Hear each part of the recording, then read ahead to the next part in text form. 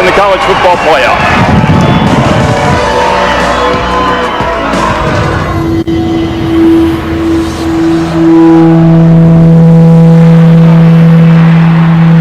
Lately I've been Focused on this moment, this time. dreaming about the things What I control is what I do.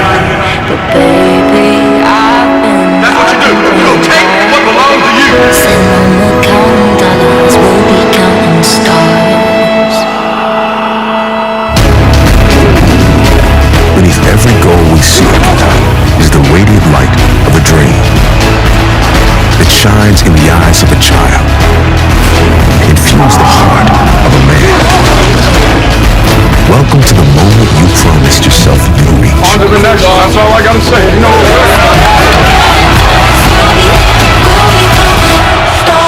Keep turning your story into myth. Alabama has again done the job. Turn another page in your fairy tale. Touchdown, Bearcats! Put an end to a long climb. The Wolverines retake the lead. Take the next steps to the ultimate reality.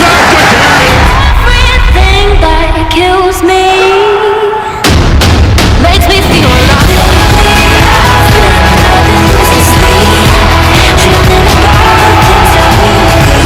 They have been guided by the light of dreams. We play to give them shape and come away a winner.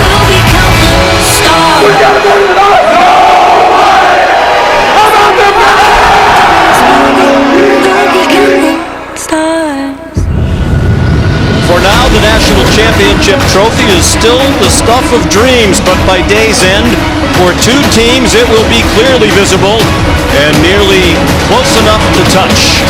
And this college football playoff semifinal day begins in Arlington, Texas, at the Goodyear Cotton Bowl Classic. It's the number 4 seed, the undefeated Cincinnati Bearcats, taking on the top seed and the defending national champions, the Alabama Crimson Tide. Nobody knows what it's like to hoist that trophy better than Alabama coach Nick Saban, now 2 wins away from a record 8th national championship. His offense in the hands of the unflappable Heisman Trophy winning quarterback Bryce Young. The defense led by Will Anderson, who leads the nation in sacks. He's trying to get his hands on Desmond Ridder, one of the winningest quarterbacks in college football history. He is the dual threat leader of a talented and history-making Bearcat squad about to play in the biggest game in school history in the first half of our doubleheader. In the second half tonight, the Big Ten champs, the Michigan Wolverines, making their CFP debut against the number 3 seed Georgia. The Bulldog squad dominant, number 1 for so much of the season before their loss to Alabama in the SEC championship. Hi, everybody, and welcome to the Ram Truck Kickoff. Sean McDonough along with Todd Blackledge. Delighted to have you with us for a great day of college football. Todd, as we know, we've been here. It hasn't always been a great day in the semifinals for one of the two teams. In the 7-year history of this CFP format, the average margin of victory in this round is 21 points per game.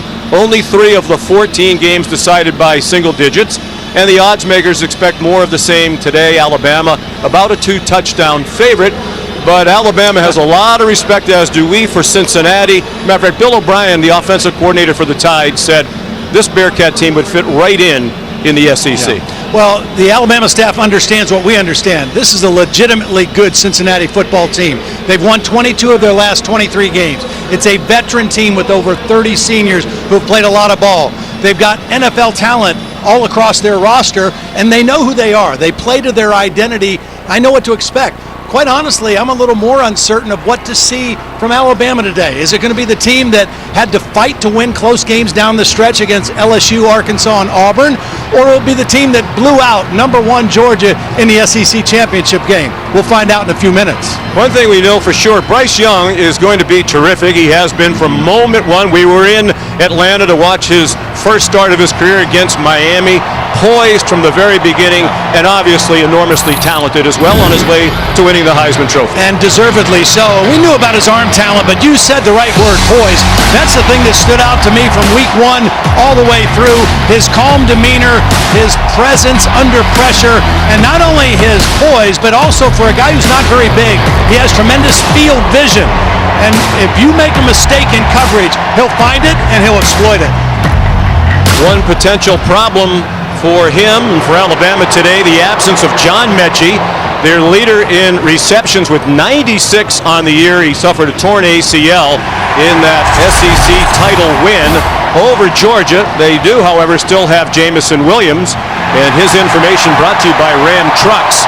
He is their leader in receiving yards and receiving touchdowns, and among the national leaders in both of those categories, averaging better than 21 yards per catch. He's a big playmaker, and he'll have his hands full today because he's going up against a great Cincinnati secondary with the best pair of cornerbacks in the country. This is the area where I think Cincinnati has their most favorable matchup.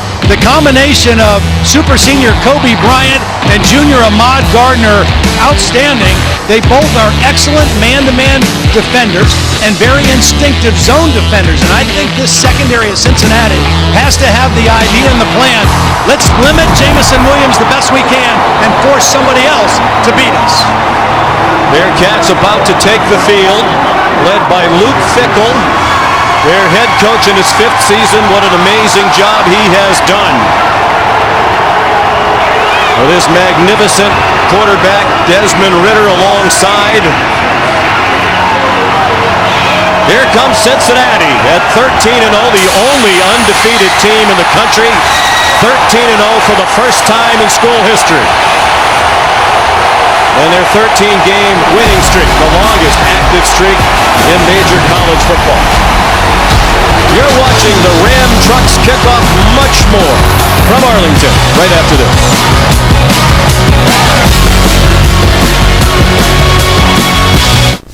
When does an underdog? We're back at AT&T Stadium in Arlington, Texas. You're watching the Goodyear Cotton Bowl Classic. The roof is closed here at the home of the Dallas Cowboys as Cincinnati arrives, the conference champions of the American Athletic Conference, making history, the first non-Power 5 conference school to make the CFP. Alabama, the fixture. 7th time they've been here in 8 years. That's more than any other school. 5th time they're the #1 seed. They've won it in this format 3 times. 3 of the 6 national championships for Nick Saban at Alabama. He also won 1 at LSU.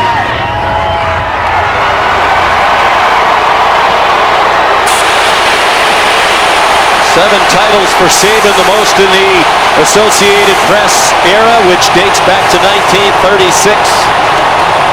1 more than fellow Bama legend Bear Bryant. Sellout crowd of more than 72,000 on hand as the captains make their way to midfield. 6th meeting all time between these two schools. Previous matchups mean nothing today. Obviously, they haven't played since 1990. Alabama won the previous 5.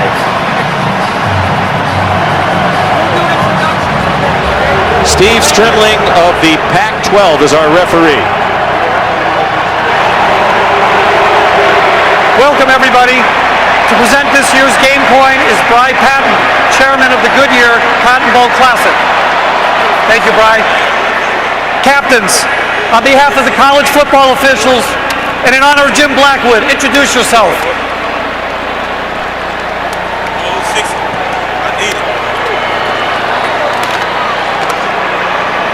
Captains, today's coin will have the university's insignia.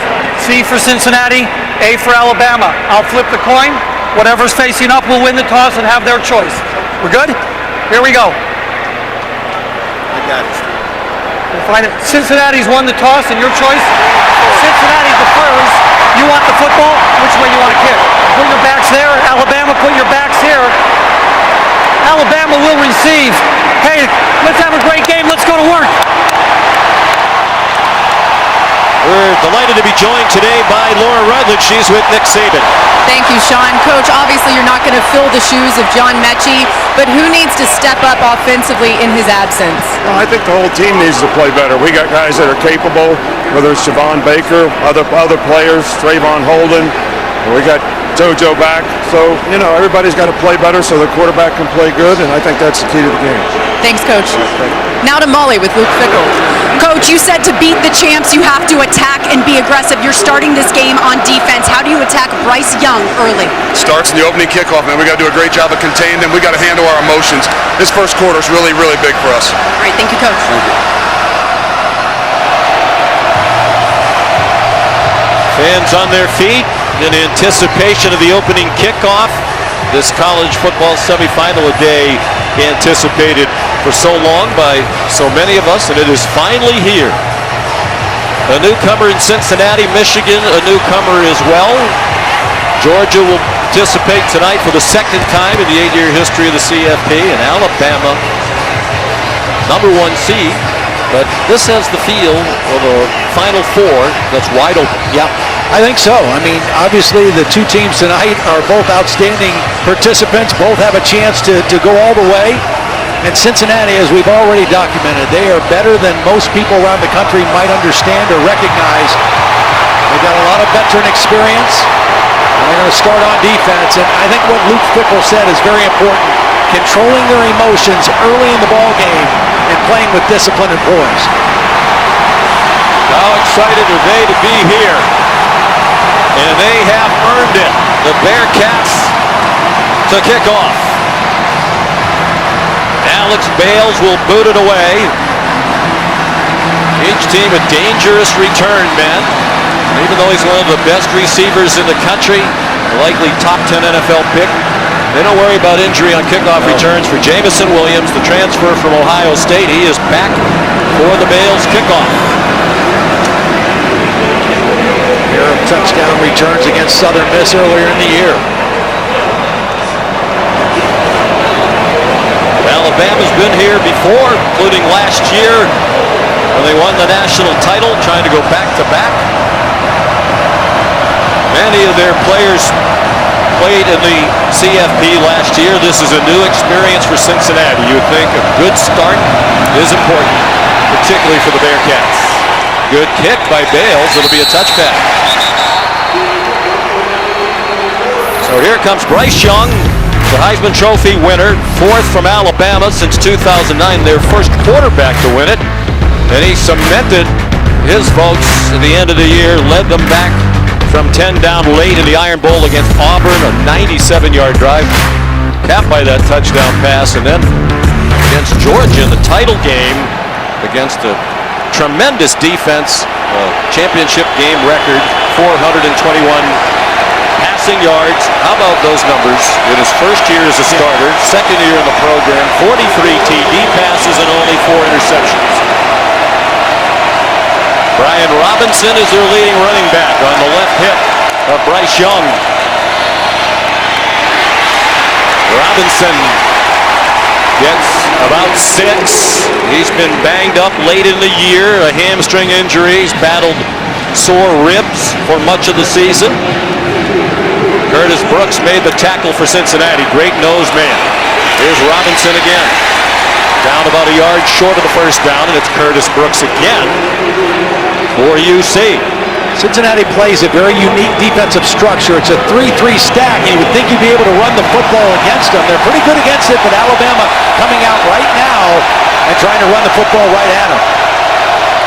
An offensive line that struggled for much of the year. Obviously, they were terrific in that win against Georgia. 3 runs, and it looks like they're trying to set the tone early with the run game. J. Sanders made the tackle, and they're also going with tempo.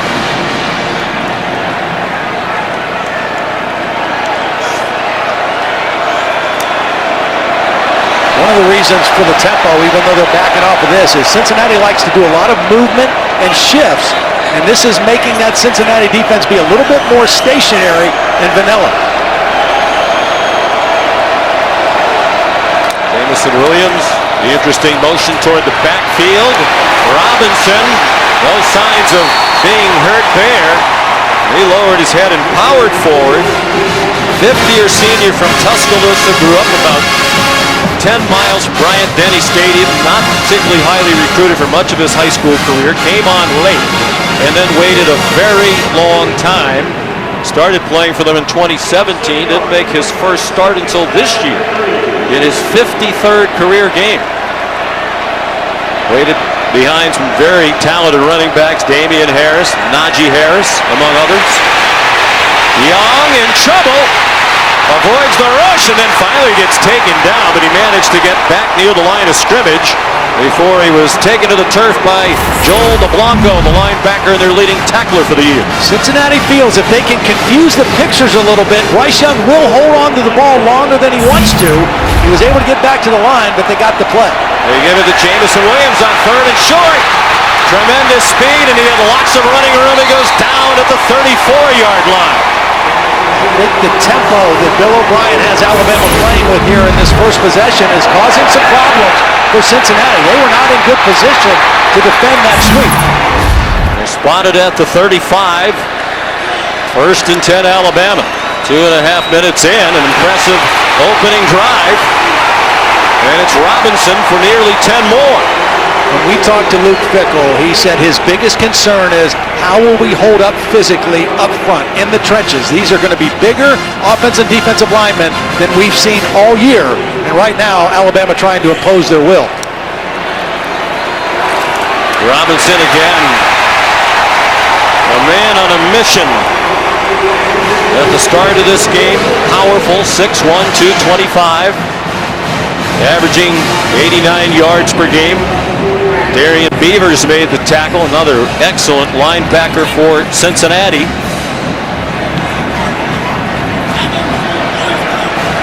Ninth play coming up. The first 8 have all been runs. Trey Sanders in at running back. And movement. Marcus Brown came across and dumped the center, Seth McLaughlin, and he's the big story. This is just his 2nd career start. Sophomore from Buford, Georgia. Here's Steve Strimling.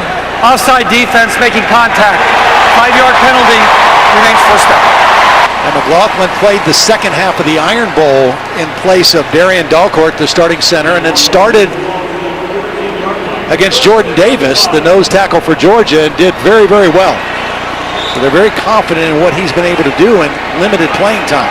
I talked to Doug Marone, their offensive line coach, last night. He said, I love Seth McLaughlin. I'm not worried about him, but the Cincinnati coaches, defensive coordinator Mike Tressels, they believe that's a matchup they have to win. Their great nose, Curtis Brooks, on the new center, McLaughlin. Trey Sanders, now their number 2 running back. He's down at the 10, just shy of the first down.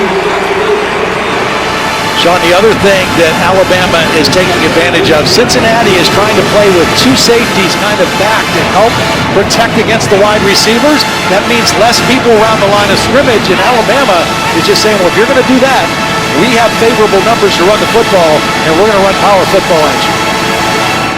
So Laura Rutledge's question to Nick Saban, how are you going to make up for the loss of John Mechie? The answer early, we're not going to throw it at all. We're just going to run it down their throats. 4.5-minute drive now. Sanders got blasted. Brooks in on the play again. DeBlanco there, but Sanders got enough for the first down. John Mechie, key in so many ways, but both coaching staffs thought on 3rd down. Yeah, 3rd down and red zone is where he was mainly targeted. This is a great chance for a play-action pass here with Robinson back in the game, and they've run it right down Cincinnati's throat on 1st down here.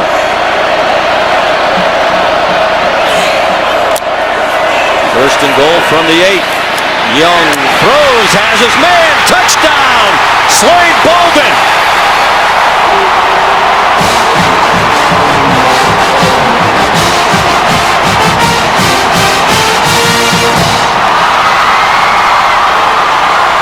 Well, they have 3 receivers to the left, and what you're going to see is Jamison Williams draw 2 defenders to the back corner, and that left Slade Bolden open underneath.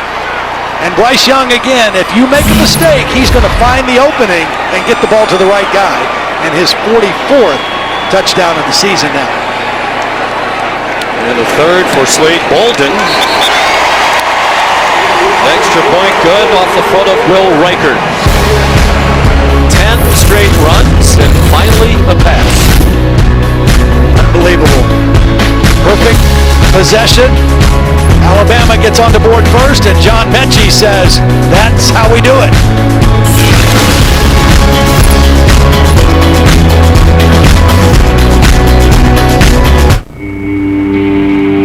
Bowl Classic, and please stay safe and healthy.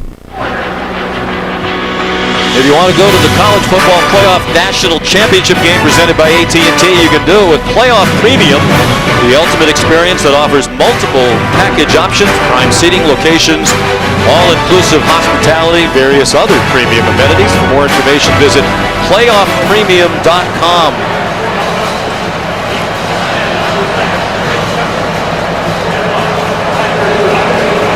Trey Tucker back for the kickoff from Will Reichert. And Cincinnati's first possession will start at the 25, led by Desmond Ridder. What a career he's had. Not highly recruited out of Louisville, Kentucky. Cincinnati is only FBS offer. But he has started now 49 games. He has 43 wins. Only Kellen Moore and Colt McCoy have more in all of the history of major college football. And he's gone from recruited by almost nobody to a very likely first-round pick in the next NFL draft. His development over the last couple of years has been outstanding.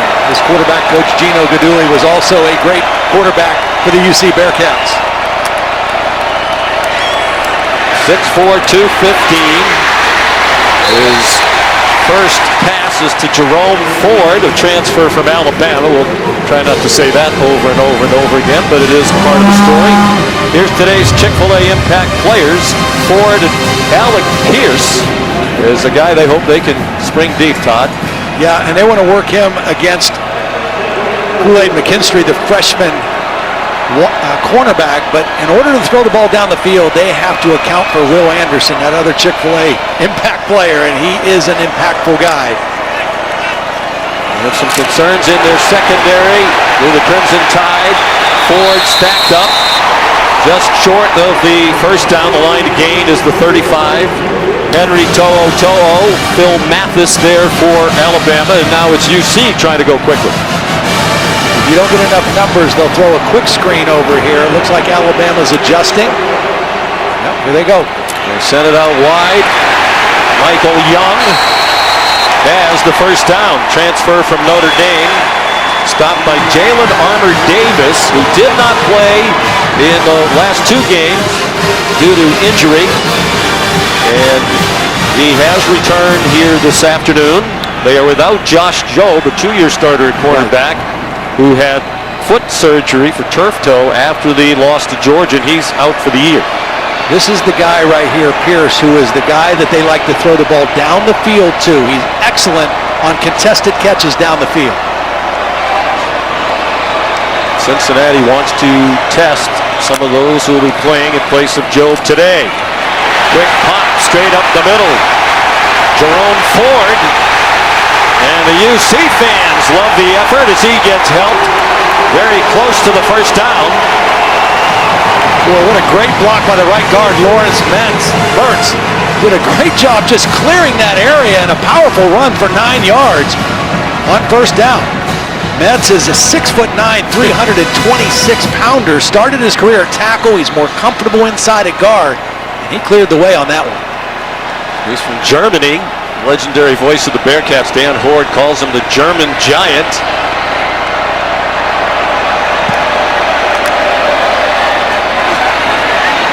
Ridder, his receiver, fell down. Jaden Thompson coming out of his break.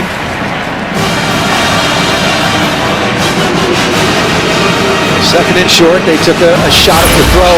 How are they going to account for Will Anderson? Well, you're going to see tight ends over there. You're going to see backs chip on their way out. Anything they can do to help those offensive tackles, because one-on-one against that guy is not going to fare well if you're a Cincinnati Bearcat fan. 32 and a half tackles for loss to lead the country. See the statistic. That's 10 and a half more than anybody else in the country had this year. Devin Lloyd of Utah next.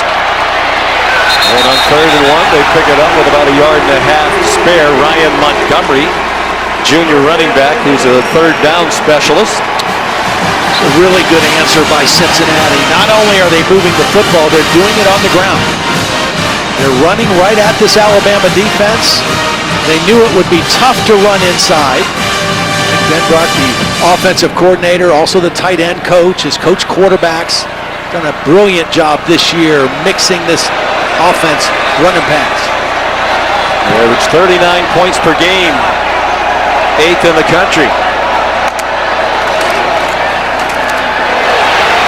Interesting play, you'll see that a lot. It got flipped to Michael Young, and he's down near the 30-yard line. Impressive response by Cincinnati after the opening touchdown drive by Bama. That's the play that Nick Saban and Pete Golding were very concerned about. It's like an option play because there's a fake to the back, the quarterback can pull it and keep it, and the pitch man is just a guy out in the flat. In that case, it was a wide receiver, Michael Young. Very effective way of keeping this defense honest.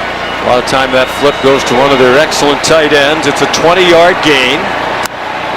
Ritter 3 out of 4. And that pass batted down. Brian Branch, who plays in the secondary, but he's around that line of scrimmage a lot. They'll blitz him. He's a run stopper. He's a good blitzer, and he's smart, too, because he knew he wasn't going to get to Ritter, but he had eyes on the quarterback, and he timed his jump and knocked that ball down. He might also play some cornerback today. Pete Golding, who you just saw a moment ago, told us if their corners struggle without Job, with Armour Davis perhaps less than 100%, Branch could play some cornerback.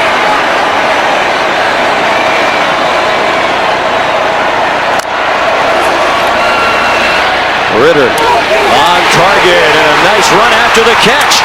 Tyler Scott, a speedster. It was Jalen Armour Davis who missed the tackle, and Scott wound up all the way to the 9-yard line, a 22-yard pickup. Well, again, you wonder about Davis. Not only his health, his stamina, coming off a hip injury, he could not change directions there. And he was taken advantage of by Tyler Scott, the quick outside receiver. That's a big early story. Pete Golding said he's practiced, but if he can't run, if he can't cut, come out of breaks, covering receivers, then he won't play. And he looked quite stiff-legged there. Timeout Alabama. Defense trying to regroup. They lead 7-0.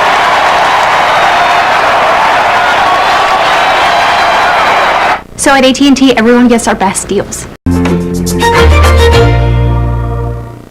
The College Football Playoff Semifinal at the Goodyear Cotton Bowl Classic is brought to you by Goodyear. Discover the possibilities. Goodyear, more driven. AT&T 5G, fast, reliable, and secure. Taco Bell. And Allstate. Save money like a champion with Allstate. There have been some outstanding non-Power 5 teams over the recent years in college football. None of them had the opportunity to do what Cincinnati could do today. They're already the first group of 5 team to make the college football playoff, and they're on the move trying to answer the opening score by the Crimson Tide. The guys they like down here, right there, and tight end Josh Wiley. You've got Alex Pierce out to the right. You've got Josh Wiley in the slot to the left. 2 big, rangy receivers. First and goal from the 9-yard line. Ritter run fake, the ball batted out of the air, and it falls incomplete. A big play by the defense right out of the Alabama timeout. He had Pierce open on the slant. He had beaten McKistry right away. And the ball, the second time, the ball is knocked down. Watch right here. The slant, he's got McKistry beat. Right off the snap, boom. He's wide open. The ball is knocked down the line of scrimmage. I think To'o is the guy who got a hand on it. Well, that would have been a touchdown for the Bearcats. To'o, their leading tackler, transfer from Tennessee. In his first year with the Tide, he's been terrific. All-conference performer. Second and goal. Throw high and off the hands of Alec Pierce with Kool-Aid McKinstry again in coverage. Interestingly, first two plays inside the 10, they throw the football. That time Pierce goes high for it, not able to come down. You have to expect a throw now on third down. Looks like Alabama going to their dime defense, bringing 6 defensive backs in. Their two best pass rushers, Will Anderson and Dallas Turner, number 15, on either side of the formation here. Third and goal. Run fake, screen, and it won't go anywhere. Leonard Taylor, the tight end, dumped back at the 15-yard line by Daniel Wright. And there is a reason why Nick Saban has won all these titles. That timeout seemed to totally take away the momentum of Luke Fickell's Bearcats and give his defense a chance to regroup. And interestingly, they were hurt by the running game that entire drive. He calls timeout, and they don't run the ball again. Huge weakness for Cincinnati, the worst field goal kicking in the country this year. They've tried 3 different kickers. This was Cole Smith, who was their kicker in the first 6 games, then got injured. And it would be a boost if he could deliver, and he did from 33 yards. He was their starting place kicker last year. It was just 50% for his career, made field goals. Entertaining start. You're watching the Goodyear Cotton Bowl Classic.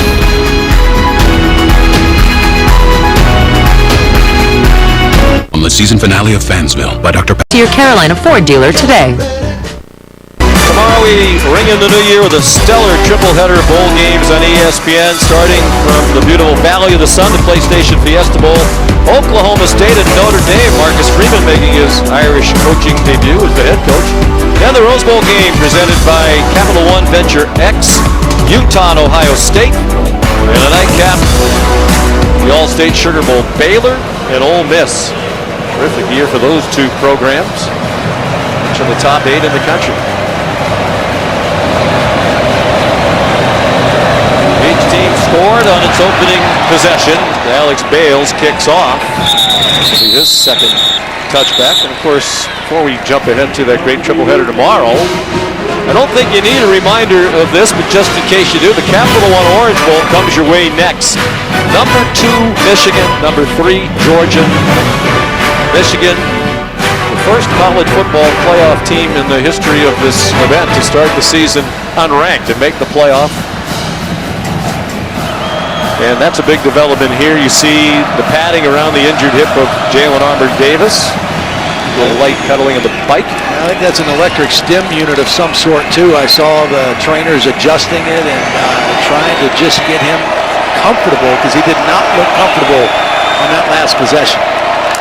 Alabama threw 1 pass on the opening touchdown drive. They started the game with 10 straight runs, and they start this possession with Brian Robinson upended by Darian Beavers. These two inside linebackers for Cincinnati have got to be factors. Beavers is an NFL caliber guy, 6'4", 260 pounds. Joel DeBlanco, they're both 6-year seniors. They're veteran guys. Their physical presence on the inside. The tempo kind of affected them that first Alabama drive. They have 8 senior starters on defense.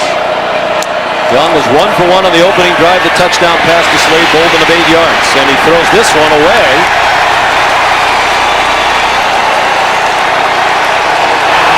There is no intentional grounding. Number 81 was receiving the error. Cincinnati did a nice job changing the picture that time. As you see, Alabama 47 of their last 48. They've won. If you're a Cincinnati fan, the only good news, that lonely loss in that stretch was this year at A&M. Their only loss of the year. Mike Tressel coordinates the defense. First year back at Cincinnati after 14 years at Michigan State. Dad Dick, a terrific college football coach. He's the nephew of Jim Tressel, the national title-winning coach at Ohio State, Youngstown State. I.J. Sanders came across. Was he drawn? Well, they're both pointing at each other. That's Chris Owens, the right tackle, and that's a handful, too. We talk about Will Anderson. I.J. Sanders is an elite edge pass rusher himself. high NFL caliber guy. Defense offside, number 21 was in the neutral zone, causing the offense to move. 5-yard penalty, third down. Here's Sanders right at the bottom of the screen. He's trying to time the snap count, and he does get off first. He crosses the neutral zone before Chris Owens gets out of his stance. And that changes the picture here. It was 3rd and 9, now it's 3rd and 4. A much different situation for Bryce Young. Doesn't have to hold the ball as long. They've been great on 3rd down all season. John Mechie, a big part of that, not here today. They're 2nd in the country on 3rd downs. Almost 54%. Coastal Carolina better. Young, man wide open. Slade Bolden again. Stepping up in the absence of Mechie. First down out to the 47-yard line. 16 yards, 11 after the catch. Well, we asked who would step up if they took Jameson Williams away or limited him. So far, it's been Slade Bolden doing a nice job on the touchdown, and that time on 3rd down, finding an opening against pressure defense. 3 wide receivers, the inside handoff, and a good bounce by Brian Robinson. First down in the Bearcat territory inside the 40. This is a really good cut by Brian Robinson. Typically, Cincinnati does not lose leverage on the defense. Javon Hicks, the safety number 3, took some bad footwork inside and gave up the edge. Brian Robinson made him pay for it. Again, they had him 3rd and 9, and the offsides has kept this drive going. 16 yards on the last play. Some movement up front. They hit Young on the throw, and it's too high. Trying to get it to Ja'Cory Brooks, talented freshman out of Miami, another player who figures to be a target more often today. Good pressure, 4-man rush. Sanders is the guy that's going to get the hit after Bryce Young had to drift to his left to avoid pressure. Cincinnati has to affect Bryce Young. You affect the quarterback by getting pressure on him. You affect the quarterback by showing him one thing in pre-snap and doing something different when the ball is snapped. If you don't, he's too good and too well prepared and too accurate, and he'll pick you apart. Young doesn't run by design often, flips it forward to Cameron Latu.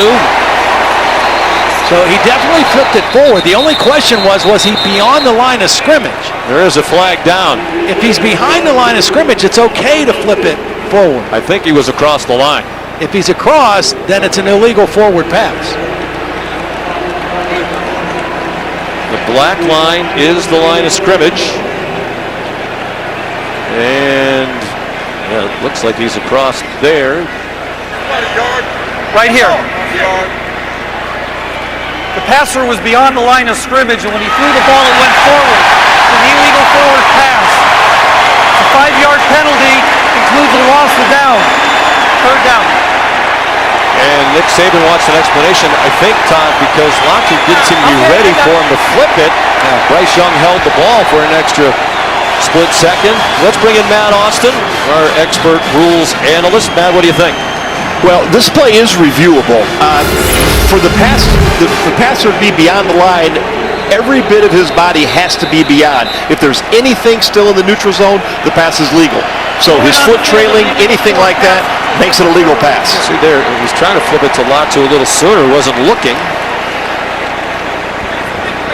So by the standard that you just mentioned, Matt,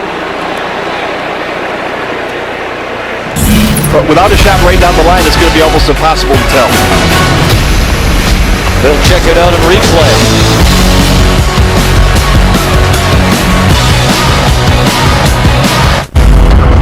The ground funnel home and auto with us. Pulls to the left a little bit. Welcome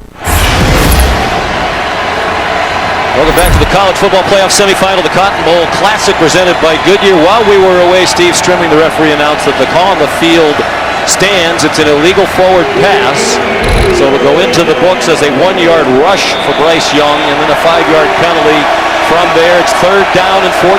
They're at the Cincinnati 41, leading 7-3.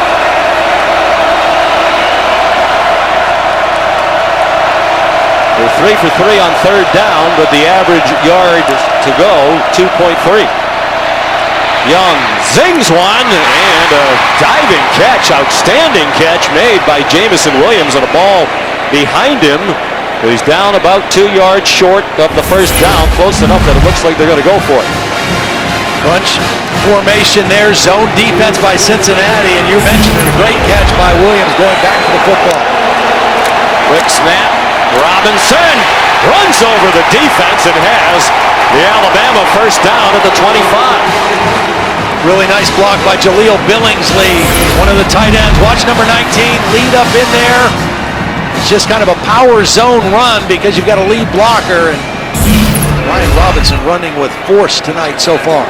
Ran over Brian Cook, who's known for delivering big hits in that Cincinnati defense. Robinson. He's been a standout here in the first quarter, and he has them at the 10-yard line. Evan Neal is the best offensive lineman. Number 73, the left tackle, just clears out that side, blocking on Jawan Briggs, the defensive end. Ryan Robinson running free. Neal projected as a top 5 overall pick in the NFL draft by Mel Kiper and Todd McShay and many others. What a start for Robinson. They said he was fully healthy coming into today. Those 4 weeks off certainly helped. Not much there for him. Shoved out of bounds at the 9-yard line by Darian Beavers. The concerning thing for Cincinnati right now and coordinator Mike Dressel is they're running at will.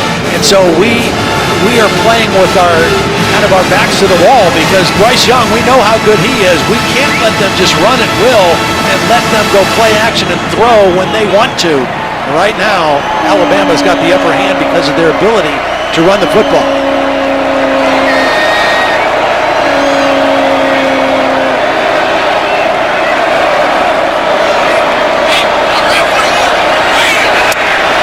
Play clock down to 0, no flag, and Beavers manages to yank down Bryce Young for a loss. Cincinnati crowd thought there should have been a delay of game penalty. This actually worked out better. They got more lost yardage on the play. The Bama fans thought there might have been a face mask on Beavers. Looks like the shoulder pad there, or does it?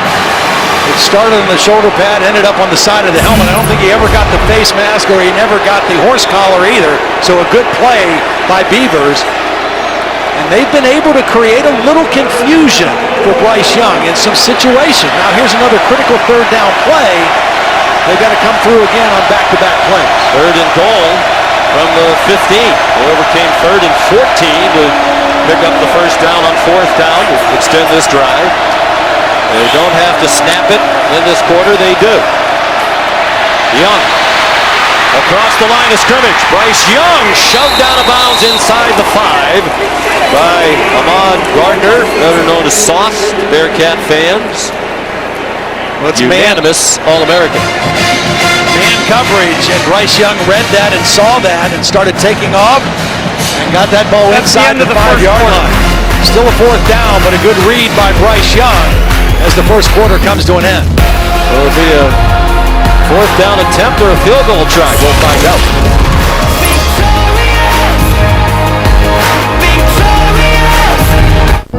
If Mark, Mr. Cartoon... This is the American Athletic Conference. Welcome back to the college football playoff semifinal of the Goodyear Cotton Bowl Classic. Sean McDonough, Todd Blackledge, Molly McGrath, and Laura Rutledge. Nick Saban has his field goal team out here on 4th down and goal. One advantage Alabama would certainly seem to have today, the reliability of the field goal kicking. Cincinnati has kicked the field goal already. Will Reichard, one of the best in the country. This is a 20-yard try from just inside the right hash mark. Moving again along the line. And the whistles and flags stop the kick. Cincinnati comes after kicks. They've blocked 6. That's the National League. 3 punts and 3 field goals. Well, this is offsides on Cincinnati, and it goes half the distance to the goal. Offense number 85. 5-yard penalty, 4th down. Randall Randolph, guilty of the false start. Yep, you can see it clearly. Little flinch. 2 guys moving for Cincinnati, but the flinch happened first. Should still be a formality for Reichert. And it is. 26-yard field goal. Alabama has scored on each of its 2 possessions. Lots of time-consuming drives in this game. Alabama has had the ball for 10 minutes and 5 seconds. Cincinnati had it for 4:59 on their field goal drive. Time now for the AT&T countdown to the CFP National Championship.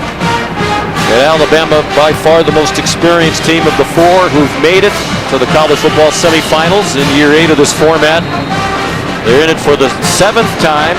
They've won 8 games in all, 8-3, and 3 national titles in the previous 7 years. They're 5-1, Todd, in the semifinal round. The only loss was in the first year of the format to Ohio State, which went on to win the national championship. And there's the old adage, you give Nick Saban 3 or 4 weeks to prepare, that's even more of an advantage than he typically has. Yeah, I tell you, the consistency that they have played with and performed at on the highest stage is what's most remarkable. I mean, Luke Fickell says, what he's been able to do and what he's been able to sustain is what's remarkable about Nick Saban. And they've done it at a championship level year in and year out since his first year when they were 7-6 in 2007. Reichert's kickoff is a touchback. Let's check in quickly with Laura Rutledge. Sean, we're keeping an eye on Alabama cornerback Jalen Armour-Davis, who you see behind me is still on the exercise bike. He's got that electric stim band around his beginning treatment for that entire Alabama offensive drive. He was asked by an Alabama athletic trainer if it was a high point. He nodded no and has continued to say that he feels okay to anybody who stops by. But as you can see, looks like he's not going to go back in for a little bit here. So Tyree Jackson is in, first year at Alabama, junior college transfer from East Mississippi. Considered a top junior college player. They have plenty of talent, even in the second and third teamers. Here's Jerome Ford for about a 4-yard run.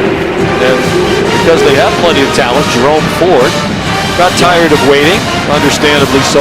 Played 2 years at Alabama and had just 31 carries over those 2 years, decided to transfer to Cincinnati. Mike Denbrock, the offensive coordinator, told us yesterday, Jerome's a great combination of speed and power, a home run hitter. Thank God Alabama had about 6 more guys just like him, so he could come and play for us. He's off the field right now. Also catches the ball to backfield very well. Desmond Ritter didn't see the rush coming until it was too late. DJ Dale, who was injured late in the year, returned to play in that victory over Georgia in Atlanta. Well, here he is right here. He's going to come on an inside stunt, and the offensive line for Cincinnati doesn't play it. They get in there. The stunt, Dale actually came from inside out and made the sack. But a little twist game inside, and DJ Dale got to the quarterback Ritter before he could get rid of it. Big loss, 9 yards. Third down and long for UC. Ryan Montgomery, their third down back, on the left side of Desmond Ritter. 4-man rush, quick throw. And nowhere near the first down marker. Tyler Scott taken down immediately by Brian Branch. And a negative play on second down, the sack. Mike Denbrock doesn't want to get too flashy there at this point in the game, deep in his own territory, and Alabama has you right where they want you. Third and long, let him catch it underneath and make a sure tackle. Well, they have a couple of big concerns. The field goal kicking one of them. That's off to a pleasant surprise for Cincinnati. But can the offensive line hold up against Alabama? Not a surprise. It was a quick throw, even on third and long. Mason Fletcher from Australia. First year as the Bearcat punter and well covered. Jojo Earl, the freshman, returning punts. That was Tyler Scott, the wide receiver. He stopped it for a 2-yard return after a 43-yard punt. Aerial coverage provided by Goodyear. Anything can happen as long as you have the drive. Goodyear more driven. Sean, one thing we have not seen Alabama do yet, they've run the ball really effectively. They've been efficient. They have not tried to throw the ball vertically yet. Bryce Young, an excellent deep thrower. And of course, Jamison Williams, that's his specialty, running deep routes. We might see it on this possession, just to challenge this Cincinnati defense. 106 yards rushing, most in any quarter for Alabama this season. Most of those for Brian Robinson. There's a flag down as Trey Sanders runs through the middle of the defense for 8 yards. Joel DeBlanco to tackle. Illegal formation, offense, more than 4 in the backfield. 5-yard penalty, first down. And one of the things, Todd, that surprised me preparing for this game, these are two of the most penalized teams in the country. Uncharacteristic of both of these teams, so well coached, particularly Alabama. And one of the big problems Bama had in that Iron Bowl against Auburn, 11 penalties for more than 100 yards. Managed to overcome with an epic comeback.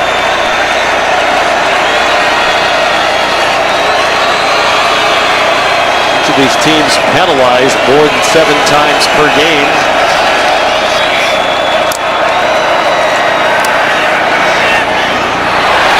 Throw incomplete. Looked like the receiver was stumbling. Trey Sanders.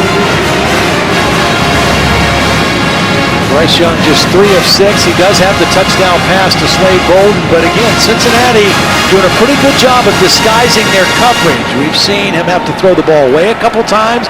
He's looked uncertain a couple times. And again, this is a very veteran defense. 8 of 11 starters, seniors, or graduate students. 2nd and 15. They swing it out for Sanders, and he's met immediately. Managed to pick up a yard. And Ahmad Gardner and Joel DeBlanco were there. Cincinnati with a chance to answer with their own 3 and out right now. 3rd and long. They've got Alabama backed up.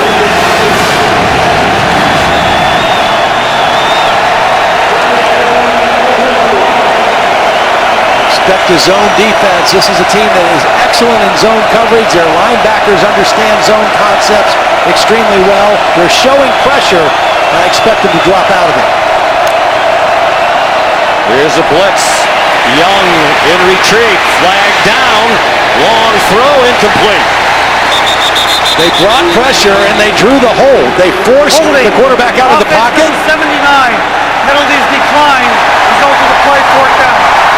They brought pressure. Chris Owens was called for the hold. Bryce Young was confused and had to leave the pocket.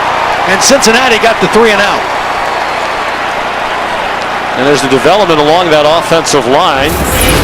Beal Ekiyor is a 2nd-year starter, is out of the game. We're told he will not return with an upper body injury.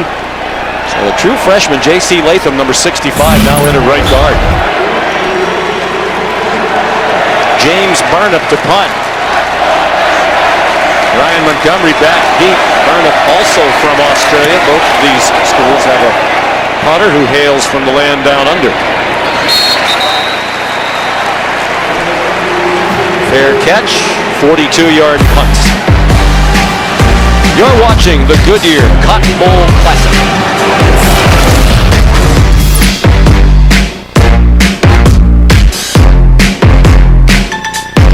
AT&T is America's most reliable 5G network. Is the easiest way to Chipotle.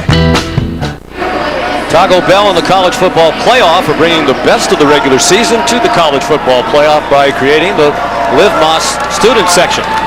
Taco Bell's provided tickets for students from schools participating in both the Goodyear Cotton Bowl Classic and the national championship game so that the most passionate fans can cheer on their teams. And there are a lot of them from both schools here. Jerome Ford seemed to injure his thumb or hand. Came off the field the last possession. Flexing his fingers, making his fist with his right hand. He's out there to start this possession. And goes straight ahead. Stacked up for a 1-yard gain. This was the first play of Cincinnati's last possession. It was a pretty good run. He puts his right hand down the ground to break his fall. It looked like he may have jammed his thumb. He came out, he tapped out. They came and they're looking at his wrist or his thumb, but he seems to be okay and back in the ball game right now. He's had a tremendous season. He was the most outstanding player in the conference championship win over a very good Houston team. He ran for 187 yards and 2 touchdowns, including a 79-yarder. Not very big, but powerful. Not tall. He's 220 and put together. He can run with power up the middle, and he has the speed to go all the way. It was a good, strong second down run, because now you have a third down and manageable situation. Desmond Ridder does not have to hold the ball long in this situation against this Alabama pass rush. Again, you better account for Will Anderson. He's been pretty quiet so far, but you better make sure you have an extra body around him in most cases. Wanted to take some deep shots. So far, they haven't. Determined to get the ball off and protect Ridder. And a short throw, batted out of the air again, and it falls incomplete. Knocked down by Phil Mathis. The third knockdown pass, and Alabama obviously very schooled, expecting quick throws. Keep your eyes on the quarterback and get your hands up. Mathis does a great job. He's engaged with his right hand. He keeps his left hand free and is able to knock that pass down. And that's just good fundamental technique and coaching, knowing quarterbacks are going to throw it quick.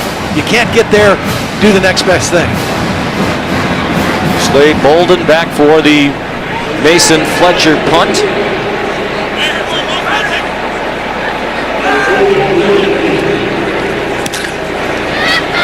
That's a bomb. Halfway back to his native Australia, and Bolden taken down immediately. Excellent coverage by Cincinnati. Led by Trey Tucker. 54-yard punt. -2 on the return.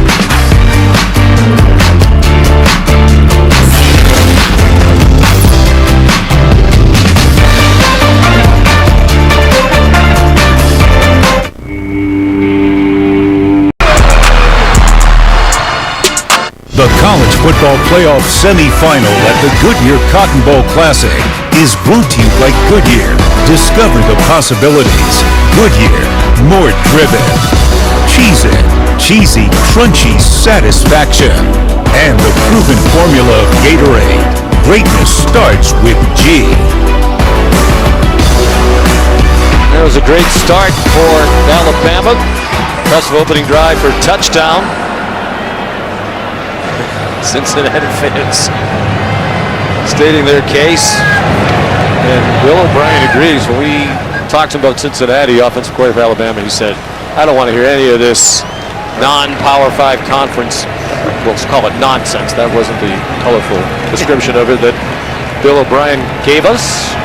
He said it's a bunch of baloney. They're an outstanding team, so they'd be ultra-competitive in the SEC. Bill O'Brien, first-year offensive coordinator after his run as head coach in the NFL with the Houston Texans, where he won 4 division titles. He will be a head coach again. The inside handoff fake, Jamison Williams chopped down on the swing pass for a loss of a yard. It's Sauce Gardner. Well, that's one of the things that makes these corners so good. Not only are they excellent coverage guys, they're willing tacklers. Bearcat down at the end of that play. I think it's Deshaun Pace or Arquan Bush. It's Arquan Bush, we believe. It was their third corner, their nickel.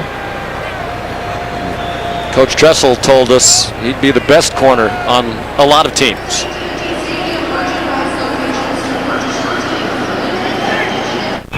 Welcome to Allstate, where we always open at fairwayford.com.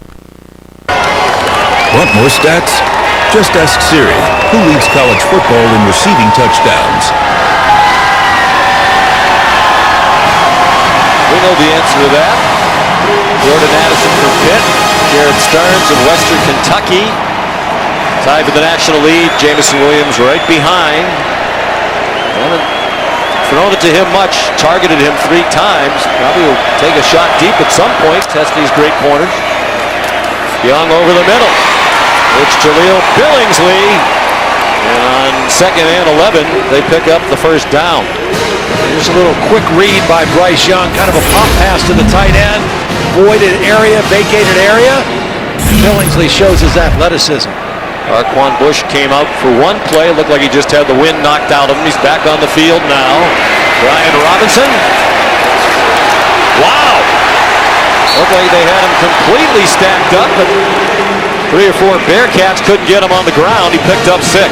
They actually had him behind the line of scrimmage. This is just good strength by Brian Robinson, not giving up on the play. Some poor tackling by Cincinnati as well. He's up to 80 yards rushing. He finds some running room outside. And there's another first down to the 39-yard line. It was Bush, injured a moment ago, who made the stop. Part of what might be happening here a little bit is just fatigue. You know, neither one of these teams has played for a long time, and the time of possession heavily in favor right now of Alabama here in the first half.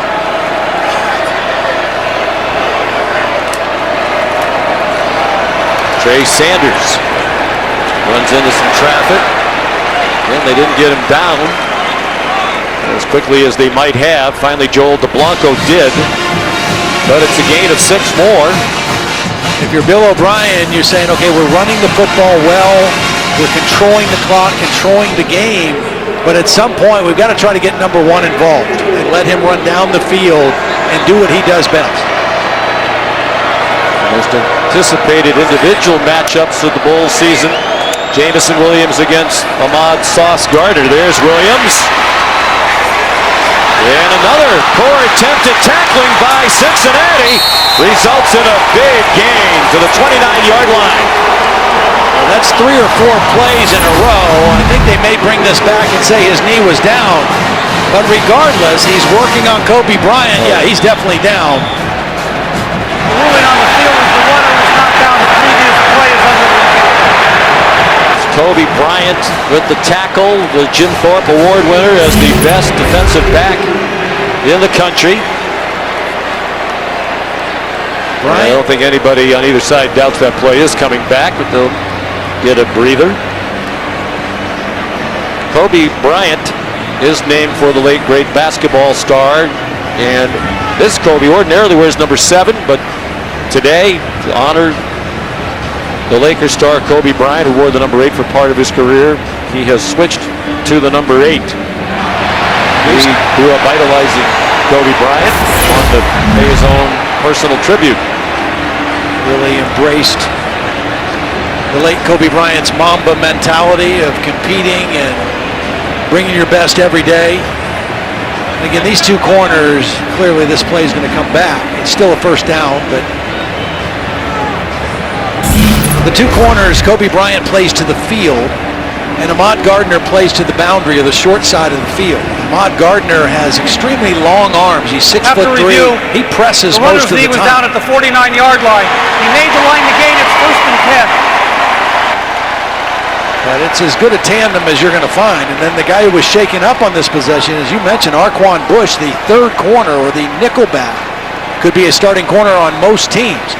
And they just feel comfortable with any of those 3 guys. Wherever Jamison Williams is going to line up, they feel comfortable that any of those 3 guys can be the initial defender on it. That's why we haven't seen Gardner or Kobe Bryant flip sides or do anything different than they've done all year because of Jamison Williams. This time he's over there against Gardner on the far side of the field.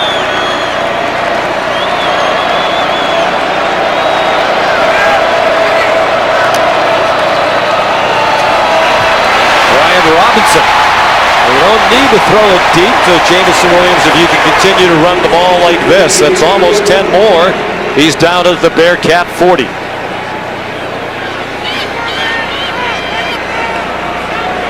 And 100 plus in the first half for Robinson.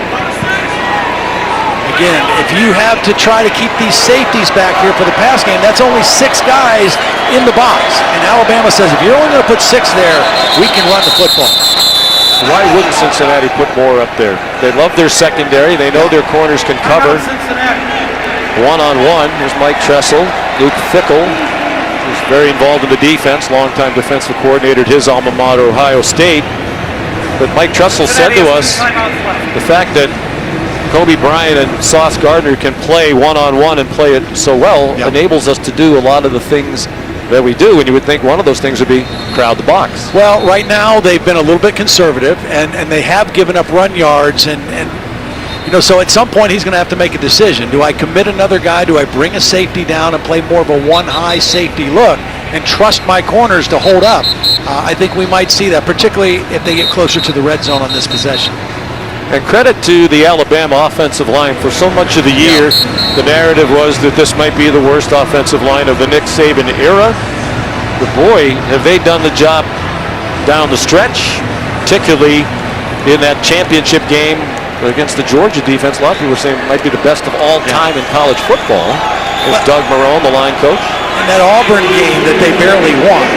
Bryce Young was sacked 7 times. Auburn had 11 tackles for loss. And you know that hurt the pride of this Alabama offensive line. And they've been a different-looking group since then. They've lost their starter, one of the very few returning starters in Ekiyor, the right guard.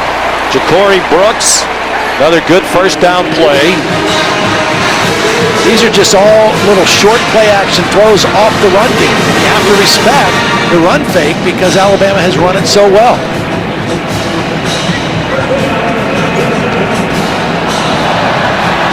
Gain of 10. It's on 2nd and 1. This is a first down play. Under 6 to go till halftime. Beavers and DeBlanco are the guys that have to step up. They bring pressure. Bryce Young trying to run away, gets it off and threw it away in the direction of Jaleel Billingsley.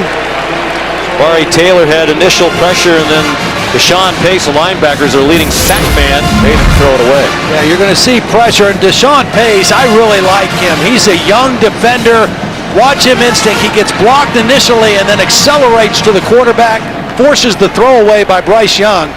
Local product out of Cincinnati Colerain High School, a great high school program in the Cincinnati area.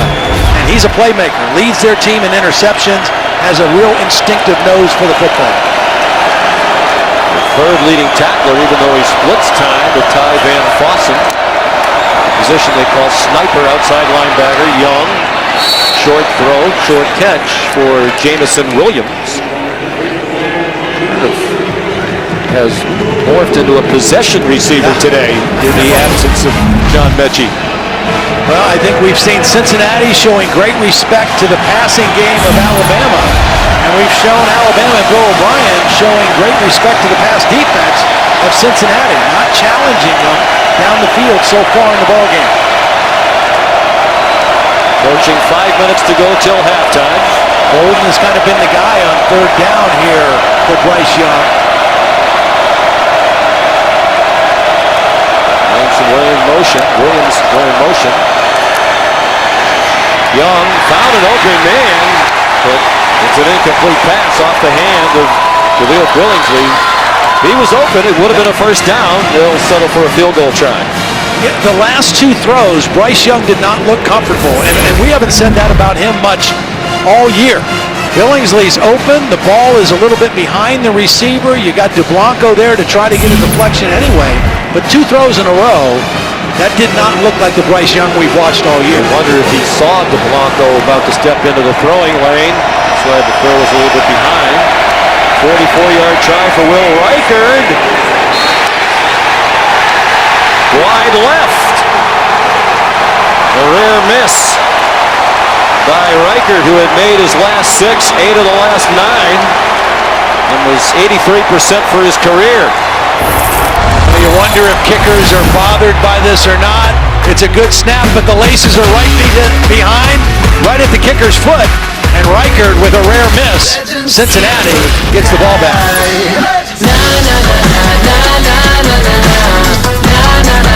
Gifts for elves, check. Now just in the dang.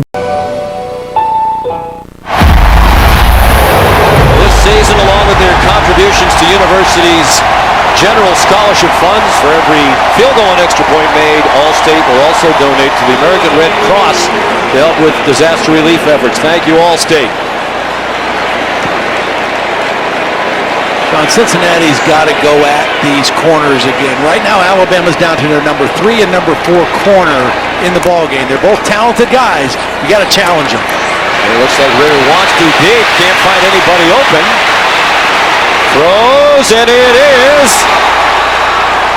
incomplete. Cincinnati sideline wanted a flag. Tyler Scott, the intended receiver, and it's one of those inexperienced corners who's in the game. Kyrie Jackson made only 2 tackles all year in coverage. Tyler Scott tried to make the catch, get 1 foot down, but couldn't hold on to the football. Alabama did a nice job also of running the linebacker Christian Harris at Desmond Ritter. You say, well, why didn't Ritter run the ball on that play? Because the linebacker was spying him and had a bead on him. That's why Ritter had to throw the football. Fake to Jerome Ford. Ritter on target. There's Alec Pierce, their leading receiver. Here's Molly McGrath. Well, before this drive, Desmond Ritter gave an impassioned speech to his offensive line. He said, you need to play with more physicality, and I need you to dig deep. And then he hit his chest where his heart is and said, I need you guys to play from here. I will do everything that I can. I will be better for you, but I need you guys to be better for me. He gave them that same speech about 2 weeks ago when he took the entire offensive line to a steak dinner. Famous Jeff Ruby Steakhouse in Cincinnati. Just a reminder, that was a big concern for the coaching staff. Can the offensive line hold up? Give them a chance to throw the ball particularly deep. Ritter over the middle and incomplete. Alabama brought some pressure. They made it a very cloudy picture for Ritter. They brought the safety blitz. Here's Christian Harris, the inside linebacker, coming on the pressure. The ball is thrown over the head of the intended receiver. Another big 3rd down stop for this Alabama defense. As much as anything, here at the end of the half, Cincinnati needed to protect the football, possess the football, to let their defense rest a little bit. When you see a fatigued defense, that's when you see missed tackles. Mason Fletcher's last punt went 54 yards, longest of his career. Another towering end-over-end kick. JoJo muffs the punt, and the freshman tries to get back on it. I think Ja'Cory Brooks recovered it for Alabama. JoJo Earl dropped it, tried to pick it up, and dropped it again. And now there are flags as they try to figure out the bottom of the pile. There's going to be a personal foul or unsportsmanlike conduct on Alabama also, because somebody grabbed the punter, Mason Fletcher, and threw him to the ground. Fletcher was near the pile. Somebody picked him up and threw him to the ground. Might have been Jalen Moody, the linebacker. Here's the drop, and JoJo Earl tries to pick it up instead of falling on it, and Alabama very lucky that they come up with that. Looked like Kool-Aid McKinstry got it back. Number 1. Earl, true freshman. He missed some time late in the year. They've used a number of different punt returners. The ball was recovered by Alabama. After the play on sportsmanlike conduct, Alabama number 42. Half the distance to the goal, it's 1st and 10. That's number 42's first unsportsmanlike of the game. First of all, he grabbed Mason Fletcher. Mason Fletcher is not going to do anything. I mean, of all the guys to grab, he's not going to cause a ruckus in there at all. Mason Fletcher is a freshman punter, 6'7", 202 pounds. But that's a costly penalty now on Alabama. 47-yard punt that time for Fletcher. Now, he comes from a tough family. His dad, Dustin, is here today. Seeing him for the first time in more than a year from Australia.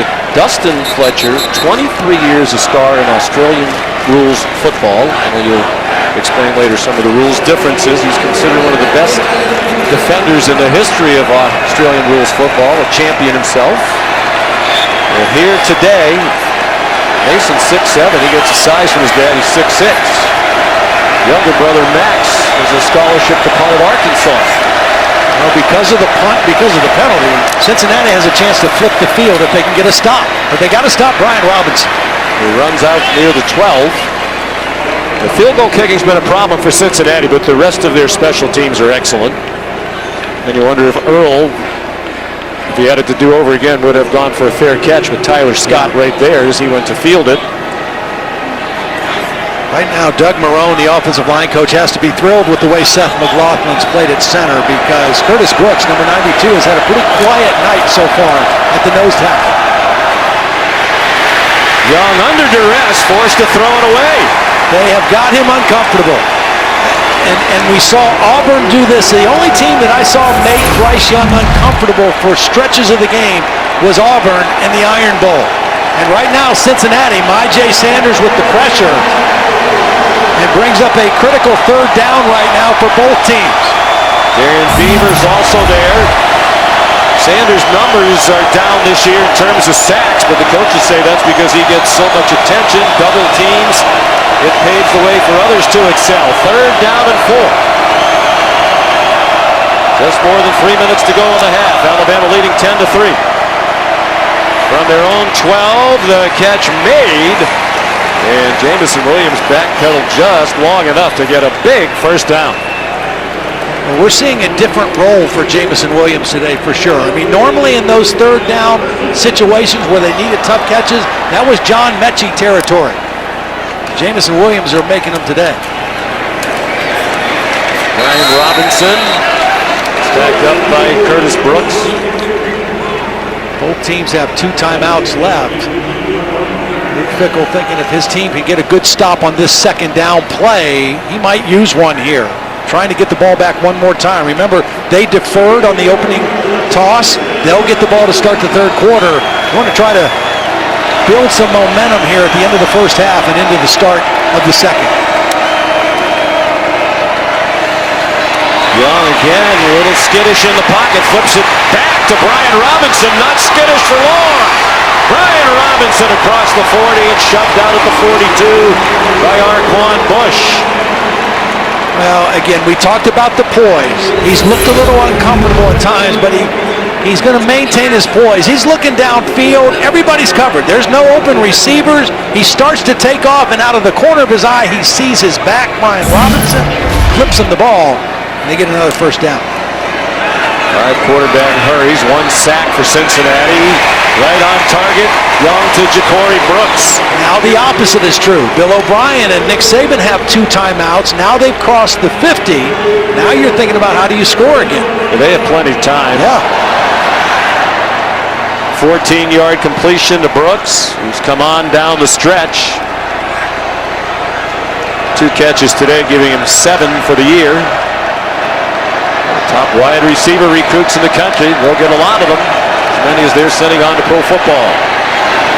Pass behind JoJo Earl, and short of Jameson Williams, almost difficult to tell to whom it was intended. Mercedes EQ halftime report coming up from South Florida, site of tonight's second college football semifinal in the Orange Bowl. Reese Davis, Desmond Howard, Kirk Herbstreit, and David Pollock will join you at halftime. Michigan and Georgia tonight.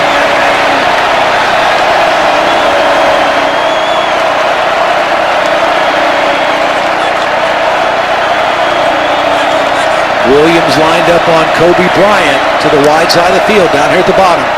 And they throw deep to an open receiver. Inside the 10, Ja'Cory Brooks. Down to the pylon. Touchdown, Alabama.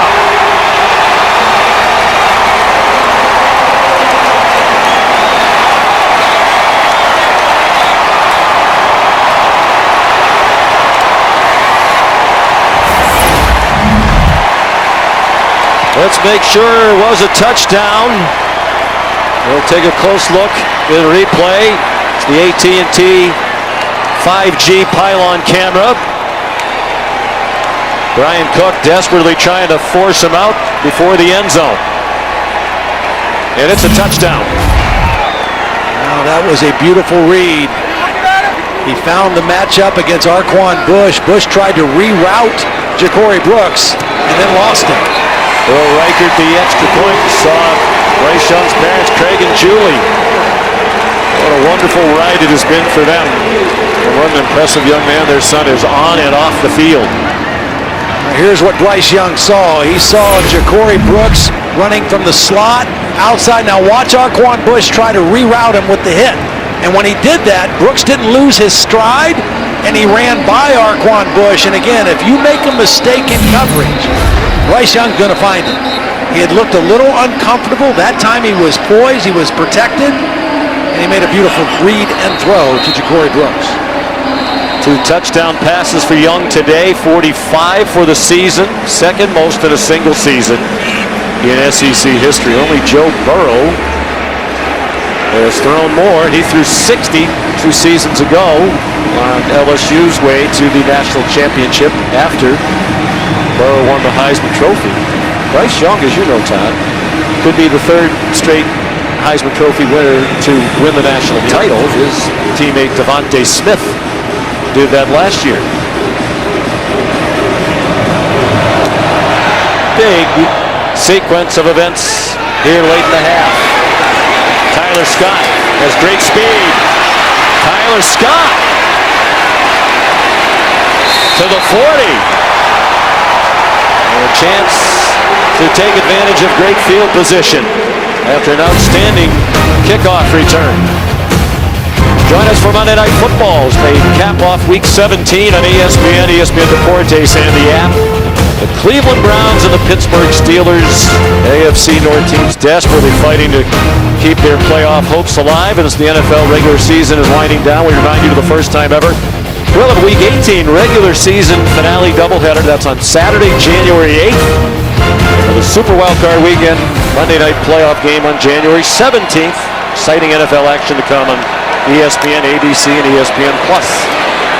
Quick throw, knee down. Michael Young, short catch to the 44 and pick up a 4. Michael Young bothered a little bit by an ankle injury late in the season, but he looks pretty good. Saw him on the practice field yesterday and then again today. A very quick athlete. Pressure on Ritter. Sidestep the rush of Christian Harris. Crosses midfield. Hung on to the ball as Will Anderson tried to bat it out. And got the first down to the Bama 47. He sidestepped Christian Harris, and he juked the other inside linebacker, Henry 2020. Beautiful job running for the first down. Under a minute to go in the half, 2 timeouts, and again, they really don't want to try a field goal. Back shoulder throw for Pierce, incomplete. He was surrounded by Alabama defenders, led by Kyrie Jackson and Jordan Battle. Correct Henry's name, To'o, not 2020. To'o. Right. Or just Henry. And the way he's played, he's entitled for us to get it right. Get it right. To'o.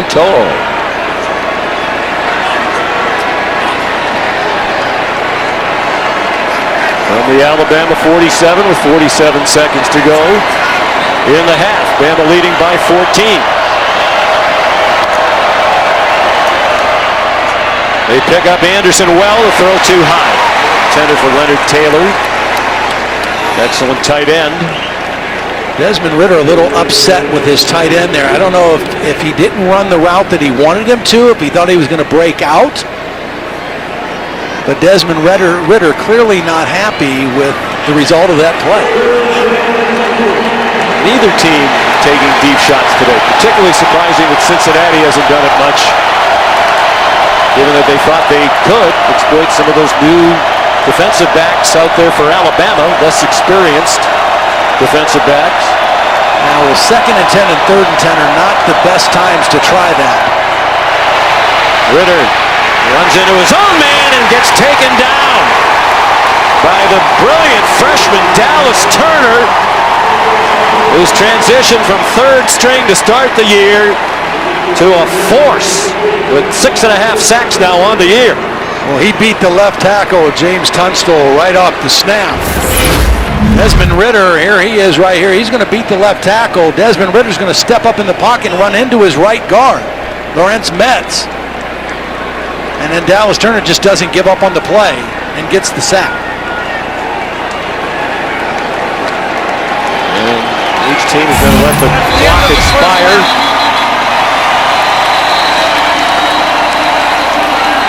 And Alabama, on the strength of 172 yards rushing and 302 yards total, to 81 for Cincinnati.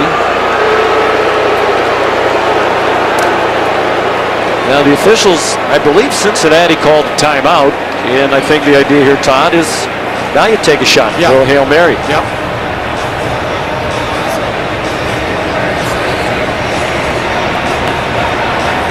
Thank you.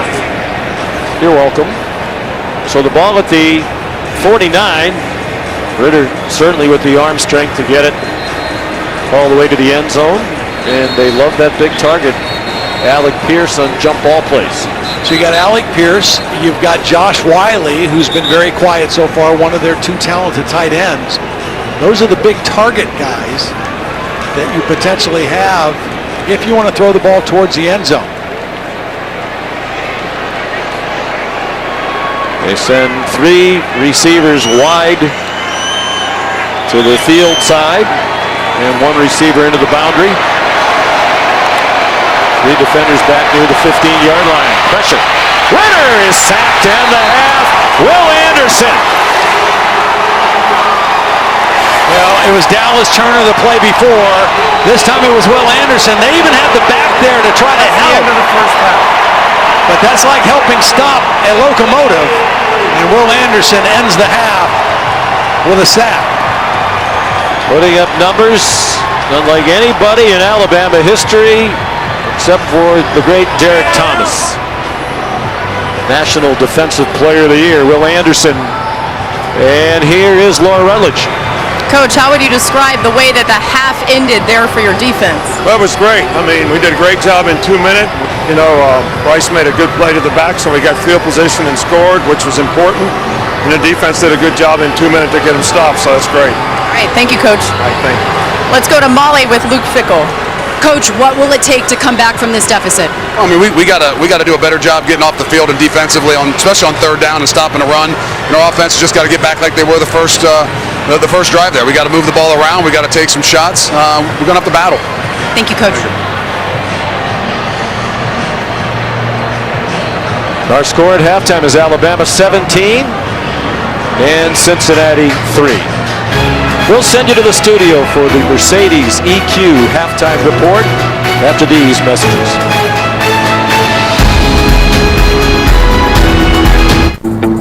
A new home and Carolina Ford dealer today.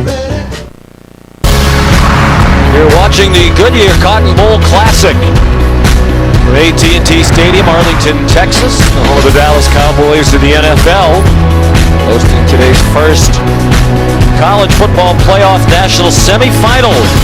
Winner advances to the championship game on January 10th in Indianapolis and hopes to hoist the Dr. Pepper National Championship Trophy, which is here today. Desmond Ritter in Cincinnati with a rough first half. With 76 yards of offense, 60 of it on their opening possession when they kicked the field goal. They're matching their largest deficit of the season, 14 points. We look at today's Capital One rewarding performance. Well, the game really turned at the end of the first half when Cincinnati did not get that muffed punt, and then Bryce Young, who hadn't had a great half, made a couple incredible plays. The little flip to Brian Robinson, they keep the drive going. They start on their own 6, they go 94 yards, and all of a sudden now it's 17-3 at halftime, and Cincinnati has to figure some things out here to start the third quarter. They went 94 yards after they recovered their own muff punt. And the 44-yard touchdown pass to Corey Brooks. So it'll be Cincinnati ball after the touchback off the foot of Will Reichert. And obviously the big question now is, what does Cincinnati do to get back in the game? Well, first of all, they got to block better, right? I mean, they've got to do a better job up front. I think that a couple things they might have to try to do. They do have to attack downfield. If they can't hold up just blocking 5, then they got to go to some max protection situations and take some shots downfield against these young corners. Other thing they can do, maybe a screen here or there, whether it's a wide receiver screen or a running back screen, anything to take a little steam out of this Alabama defense. Ritter just 8 out of 17 for 59 yards passing. Designed run for him. We thought we'd see more of that today. tried to not get him banged up during the regular season. Nifty play there. Here's Molly McGrath. Well, Sean, there was no panic in Cincinnati's locker room at halftime. Everyone was really positive. They still feel as though they're in this game, and quarterback Desmond Ridder spoke to his team. He said, keep swinging. One's got to land at some point, and we have to capitalize on that. You remember Luke Fickell telling me that they want to take more shots in the passing game. Ridder emphasized that they need to get momentum by taking advantage of some of those explosives. And then Jordan Battle, who was in on stop on Ridder on the first play of the half, is down, and they're looking at his right leg. That would be a huge loss. His 23rd straight start. He's first team all SEC as a safety.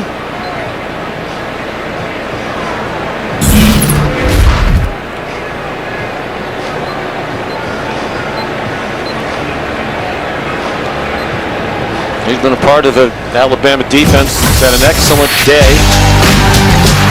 But all over Ridder. Yeah, they've done a great job of reading his eyes. They expected Cincinnati to try to throw quick, and they've done a great job of just keeping eyes on him and timing jump and getting hands on the football. Happened 3 times in the first half.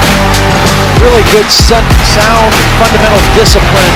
Rushing with discipline, knowing that if you rush him out of control, he's got the ability to run and make plays. Battle limps off.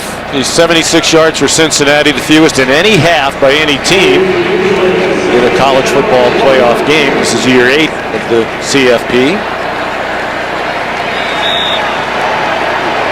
Cincinnati had 3 3-and-outs in a row and then ran 6 plays before the half expired. Really finished with a thud. On second and very short, Jerome Ford got the first down. As far as taking shots down the field, not only do you have to protect, you have to do it in the right situations. I think early downs off of play action when the defense of Alabama is expecting either run or pass, those are the times to take the shots downfield. You can't wait until you're behind the chains or you're 3rd and long. Their average 245 passing yards per game. He's on target there for about a 9-yard gain. Tyler Scott, sophomore from Norton, Ohio. One of the things this staff under Luke Fickell has done is do a much better job in recruiting the state of Ohio. He calls it the state of Cincinnati, about a 50-yard radius around the Queen City, where there are a lot of really good players. A lot of good football players. Luke, an Ohio guy himself, played his collegiate ball at Ohio State, so he gets it. Relationships with those Ohio high school coaches is critical to Luke Fickell and his staff. Another 2nd and 1. They throw it this time out wide. Juggling catch made by Scott. Brian Branch in coverage. And Cincinnati on the move to start the half to Alabama territory at the 48. Yeah, a couple nice completions by Desmond Ridder, followed by the nice quarterback design run on the first down play of the drive. I would think, Todd, they'll run Ridder by design more. Showed the graphic the start of the telecast, the only quarterback in the country with 10,000 plus passing yards and 2,000 rushing yards career. But most of those rushing yards are in prior seasons. Little rhythm now as he finds Alec Pierce for a 12-yard gain and another Bearcat first down. Well, part of the reason he's in rhythm is that front 5 is doing a better job. I mean, they're doing a nice job of protecting for Desmond Ridder. He's not holding on to the ball long. These are nice intermediate routes. But a nice drive so far for the Bearcats coming out of the locker room. Another number of all-conference performers up front. Well, they knew this was a step up in terms of size and strength and speed, physicality along the lines. Jerome Ford, powerful run. He gets 9. And Luke Fickell told us that a benefit, Todd, of playing Georgia last year in the Chick-fil-A Peach Bowl was they knew what this was going to be like from a physicality standpoint in the trenches today. It's body types. The body types that you see from Alabama on the offensive and defensive lines or from Georgia, you don't see in the American Athletic Conference. You don't see it week in or week out, but they did see it when they played Georgia in the bowl game. And a lot of these players remember that.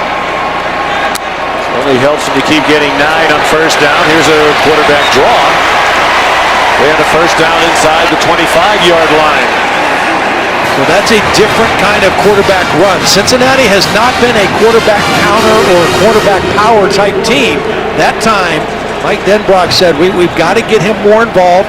They designed quarterback run. That's 2 now on this opening possession of the third quarter. And nice momentum for the Bearcats.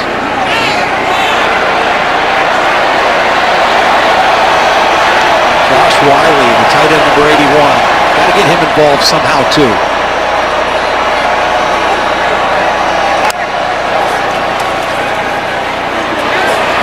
Out wide, Jerome Ford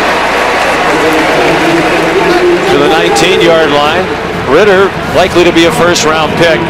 You wouldn't have bet on that when he was in high school. That was his ranking among all recruits in the class of 2017 out of St. Xavier in Louisville. He was the 1657th ranked player, 2-star recruit. Bryce Young, number 5, and most in 2020 had him as the top dual-threat quarterback in the country. But they're both out here playing for the same thing. Nothing doing there for Ford. Christian Harris tripped him up. It's interesting. Desmond Ritter, when he was recruited at Cincinnati, the offensive coordinator at that time, Zach Taylor, who was now the head coach of the Cincinnati Bengals, that's who recruited him. That's who offered him his scholarship. He has blossomed. Again, Gino Guidugli was a former quarterback himself, has been his quarterback coach the last couple of years, and has done a great job developing Desmond Ritter into a complete quarterback. Well, big brother, little brother relationship. Gino Guidugli, one of the great quarterbacks at UC, in their Hall of Fame and the Ring of Honor at Nippert Stadium. Ritter going for the end zone. Incomplete. Trying to throw it to the back pylon for Michael Young. Jordan Battle, who limped off not long ago, had the coverage. Well, this ball was way overthrown by Desmond Ritter. Had that ball been thrown close to the receiver, Battle had his hands on the receiver, but there was no call. I don't think because the ball was anywhere near being caught. Alabama's been called for pass interference on defense 17 times this year. That is tied with Pitt for the most in the country. But none today. So here's Cole Smith. Hadn't kicked a field goal since mid-October, and he's 2 for 2 today. Senior from Middletown, Ohio. Among those in the sellout crowd, the affectionate Patrick Mahomes, Kansas City Chiefs, his teammate Travis Kelce right behind him, one of the all-time great players in Cincinnati history and a huge Bearcat fan. Experience the power of Sanctuary at the Lincoln Wishlist event. Aerial coverage provided by Goodyear, making the plays that move you forward. Goodyear more driven. Roof closed here at AT&T Stadium. It's very pleasant, 72 degrees outside, but there's some rain in the area, the chance of some storms.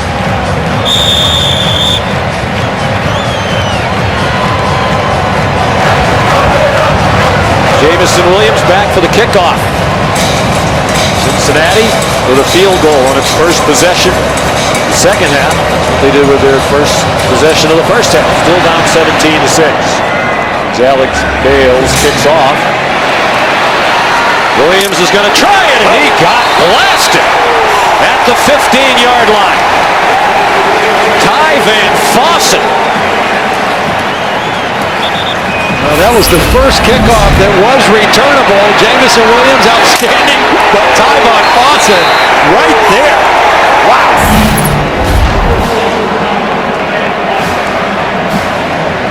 He'll stay in for defense on the first play of this Alabama possession. The Tide controlled the first half. 302 yards of total offense, 172 of that on the ground. Held the ball for 18 and a half minutes. Bryce Young, 12 for 20 for 130 and 2 touchdowns. Here's Brian Robinson. Cut it back for 2, chopped down by Brian Cook. Here's Laura Rutledge. Sean, one of the best resources for Bryce Young this season has been former Alabama quarterback Mac Jones. They text or talk on the phone multiple times a week, even about football or maybe just about approaches in games and championship hunts. Something Mac Jones knows well, Sean. He gave it here to Brian Robinson. What a game he's having. Marked out of bounds at the 34-yard line. And he's on his way, it seems, to a career high. He's up to 153 yards rushing on 19 carries. That one good for 17 yards. And they give it to him quickly again. Yeah, he had 36 carries for 171 yards and 4 touchdowns against Ole Miss. They really ran the football right on that Ole Miss Rebel defense, and he's headed that way in this one. They said waited a long time from Tuscaloosa. Hillcrest High School didn't start until this year, his 5th year in the program, his 53rd game. Now played in 65 career games at Bama.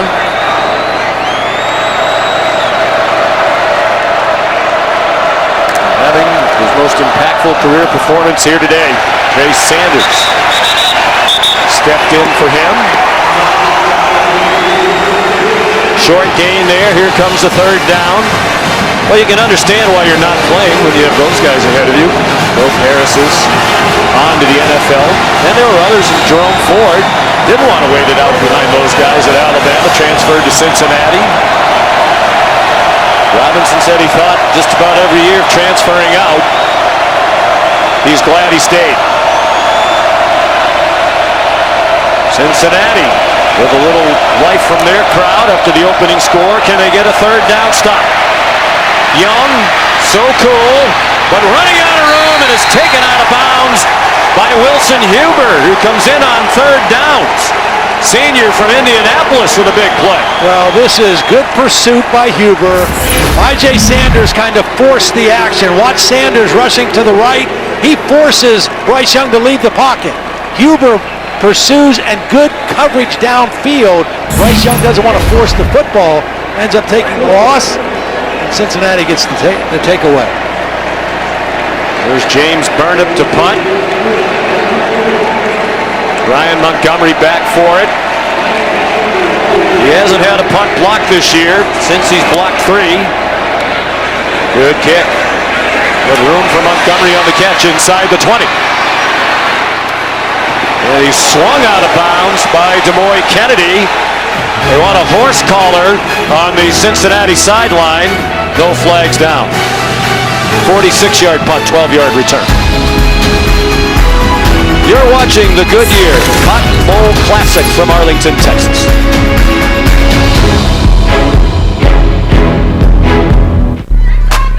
When most people get up. Wow, so generous. The College Football Playoff Semifinal at the Goodyear Cotton Bowl Classic is brought to you by Dick's Sporting Goods. Every season starts at Dick's. Ford, built for America.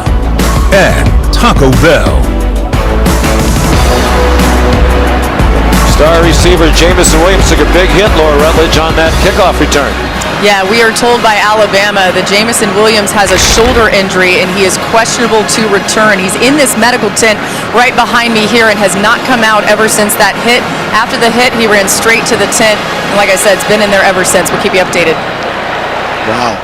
So no John Mechie, their leading receiver in terms of number of possessions, coming in with 96. Jamison Williams, considered a likely top 10 draft pick, now unavailable to Nick Saban. One of the nation's leaders in receiving yards and receiving touchdowns. All of his catches today were short. 5 catches for just 25 yards. Can Cincinnati keep the momentum going? That doesn't help. A drop on 1st down, thrown right into the lap of Tyler Scott. Here's Molly McGrath. Cincinnati sideline is very aware of Jamison Williams' injury. Kobe Bryant was walking up and down saying, he's injured, he's injured. This is our opportunity. We need to keep dominating. Well, they need to make catches like that, Sean. You know, 2nd and 10 against Alabama's defense is very difficult. You've got a good play on 1st down, a good pass. You had momentum on your last drive, but you got to make those plays. And you have to try to challenge these young corners.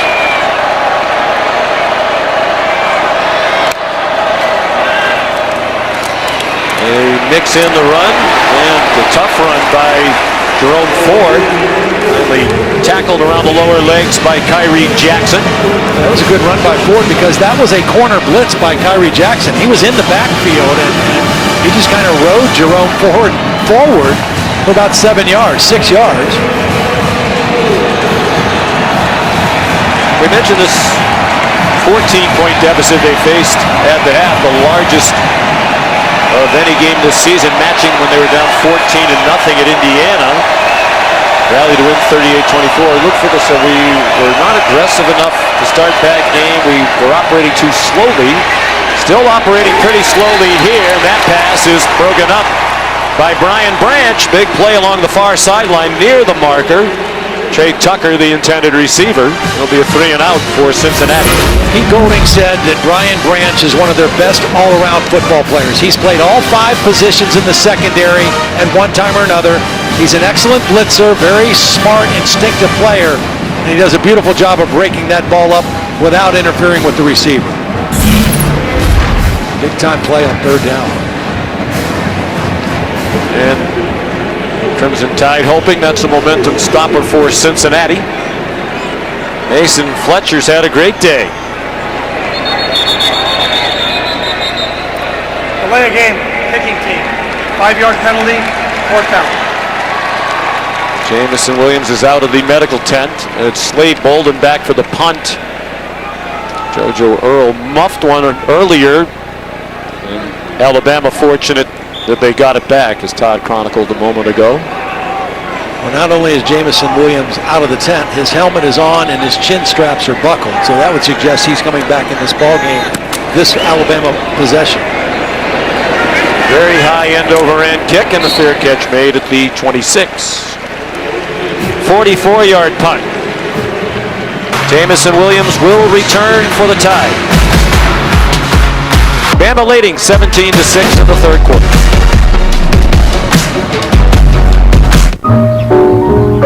What it stand for? Help is on the way. College football playoff bracket brought to you by AT&T 5G. Later on tonight at the Capital One Orange Bowl. Number 2, Michigan. Number 3, Georgia. The Rights play the winner of this game in the national championship game presented by AT&T. That's January 10th at 8 Eastern time from beautiful Lucas Oil Stadium in Indianapolis, Indiana. Alabama ball leading 17-6. 6 minutes to go, 3rd quarter. And it's Young.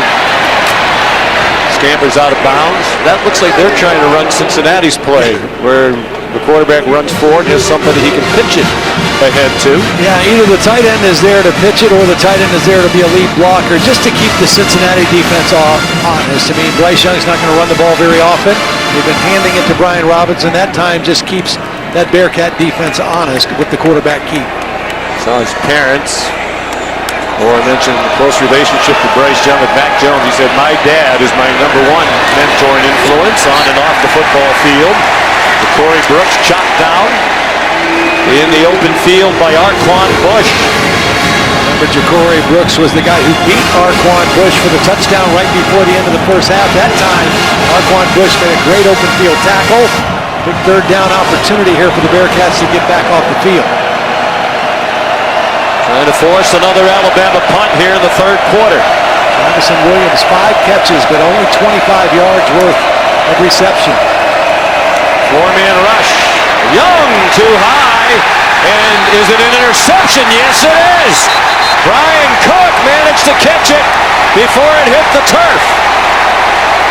Nice little twist on the inside. Curtis Brooks, number 92, who leads his team in sacks and pressures, watches him get inside right into the body of Bryce Young. And because of that, the ball sailed. It went high over the intended receiver. And Brian Cook comes down with the interception. The 19th interception for this Cincinnati Bearcat defense. Only Iowa and Western Kentucky had more. Was it a catch? It seems like it is. And if it stands, it's the 2nd of the year for Cook. Senior from Cincinnati, played 2 years at Howard. And the call stands. First turnover of the game for either team. There's a penalty for illegal motion. And it's a toss to Jerome Ford that went for a yard. DJ Dale stopped it. The Cincinnati sideline was trying to tell the back who was in motion to stop. They were trying to tell Trey Tucker to stop because the tight end, Wiley, had already moved. Illegal shift on the offense. 2 players moving and both did not get reset. 5-yard penalty, first down. Wiley took off early, tried to reset, was still moving when Trey Tucker came in motion, and that resulted in the penalty. And again, great field position after the turnover. They shoot themselves in the foot, and they back it up to 1st and 15. The last possession after they forced a punt, they got a dropped ball on 1st down. Drawn. Ford cannot get away from Phil Mathis. Outstanding defensive end, 5th-year senior. 2nd team all-conference and one of their team captains. Phil Mathis, watch this move, just hits the guard with that left hand, knocks him out of the way, clubs him out of the way. Again, this defensive front, Cincinnati's not used to seeing these body types. They're all thick in the lower body, they're all right around 300 pounds. They look the same and play the same with great hand technique. And Phil Mathis made a beautiful play on that draw play. For a loss of a yard, under 4 minutes to go, 3rd quarter. Ritter, another pass batted out of the air and falls incomplete. That is the 4th pass knocked down by the Alabama defense, and it was Mathis with back-to-back big plays. Mathis is working outside again. He's eyes on the quarterback. He knows he can't get there for the sack. They're rushing Desmond Ritter with discipline, respecting his running ability and his ability to extend plays, but that's the 4th time they've knocked a pass down the line of scrimmage. Cincinnati 0 for its last 7 on 3rd down after converting their first 2 of the game.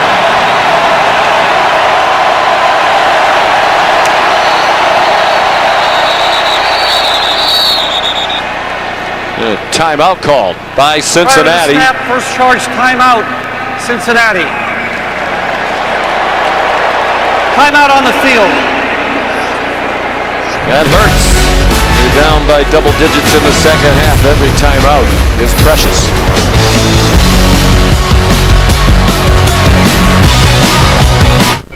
Can I ask you a question? The $5 Your Way meal, only at Burger King. We'll ring in the new year tonight on ABC. Coverage starting at 8 Eastern Time. It's New Year's Rockin' Eve with Ryan Seacrest following in the tradition of the late, great Dick Clark. We'll say Seacrest out to 2021. Cincinnati ball after the Bearcat timeout. 3rd down and 16 late in the 3rd quarter. Bearcats down by 11. If the safety doesn't come over to help, I think you take a shot at Alex Pierce down the sideline. If he makes a catch, or if he doesn't, maybe he can draw a PI. Going way off the bottom of your screen.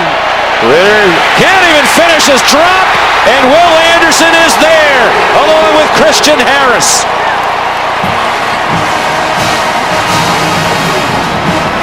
Yeah, I mean, this just isn't fair. Blocking one-on-one, Dylan O'Quinn right here, the right tackle. Will Anderson, so explosive, so fast, so powerful, just goes right through him to the quarterback. Also Christian Harris there, but if you want to throw the football downfield, you can't one-on-one block Will Harris. No. Or Will Anderson. Can't do it. Nope. They told us they would give him a lot of extra attention, tight ends, running backs chipping, sliding the offensive line.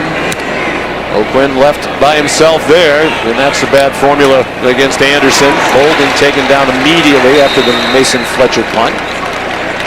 Tyler Scott, the cover. They've been outstanding covering punts. Coming up next, the Capital One Orange Bowl. Michigan, what a season it's been for Jim Harbaugh and the Wolverines against number 3 Georgia. A lot of people thought Georgia would just go undefeated to the national title the way they played up until the SEC championship game. They lost to Alabama. Aiden Hutchinson, runner-up for the Heisman Trophy. Number 1 prospect on Mel Kiper Jr.'s big board. Yeah, Aiden Hutchinson and Will Anderson, two of the best defensive players, most disruptive I've seen in the same season in a long time. Robinson dropped 4, lost by Darian Beavers. Will Anderson finished 5th in the Heisman Trophy balloting. Of course, his teammate Bryce Young won it. And Desmond Ridder, the Cincinnati quarterback, finished 8th. I think Anderson should have been in New York also. I really do. I think he and Hutchinson both deserve to be in New York for the Heisman. I think they had those kind of seasons, those kind of numbers, dominant defensive performers. Bryce Young on 2nd and 13. Throws it out wide for Bolden, and he's taken out of bounds near the 30 by Arquan Bush. I think we're getting a late call for holding. Myjai Sanders was working on Chris Owens, and he got held. Offense number 79. Yep. 10-yard penalty. Remains 2nd down. We talk about Will Anderson, but Myjai Sanders has had a nice ball game tonight, too. He's hard to block one-on-one. Now, if you're Luke Fickell, would you consider turning that down and going with 3rd down and about 10? A little more than 10. No, I think you take the yardage. Again, I think you respect Bryce Young. I know you're giving him an extra down, but you played pretty good on 2 downs right there of defense. And Alabama, like Cincinnati, having a hard time throwing the ball deep down the field. In the flat, diving catch made by Slade Bolden. Well short of the 1st down. Here comes a big 3rd down in the final 2 minutes of quarter number 3. 3rd and 16. Alabama now has failed on 6 of its last 7 3rd down attempts. Certainly the absence of John Mechie a part of that. Their biggest 3rd down target. But not playing today. 4-man rush. Young still forced to step up over the middle on target. And Jamison Williams has the 1st down. A huge play for Alabama. Beautiful route. He looked like he was running a crossing route. Watch Jamison Williams right here. He looks like he's running a crossing route, and then he turns it up the field. It freezes the defense. Bryce Young finds him, and they get the conversion for the 1st down.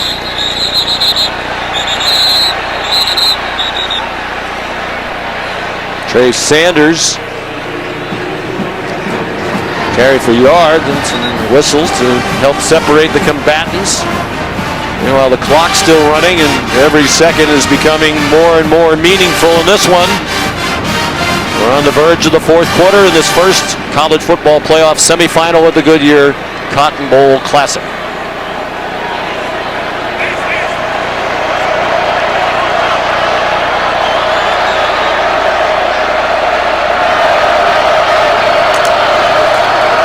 Young gave it to Brian Robinson.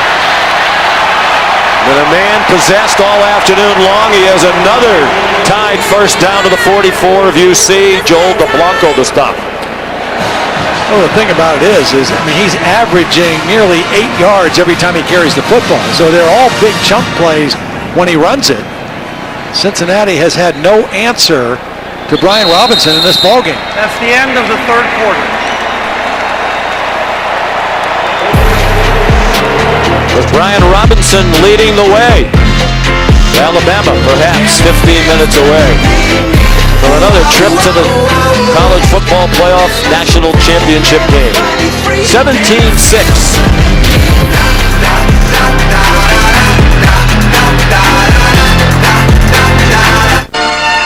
Fuel your grind.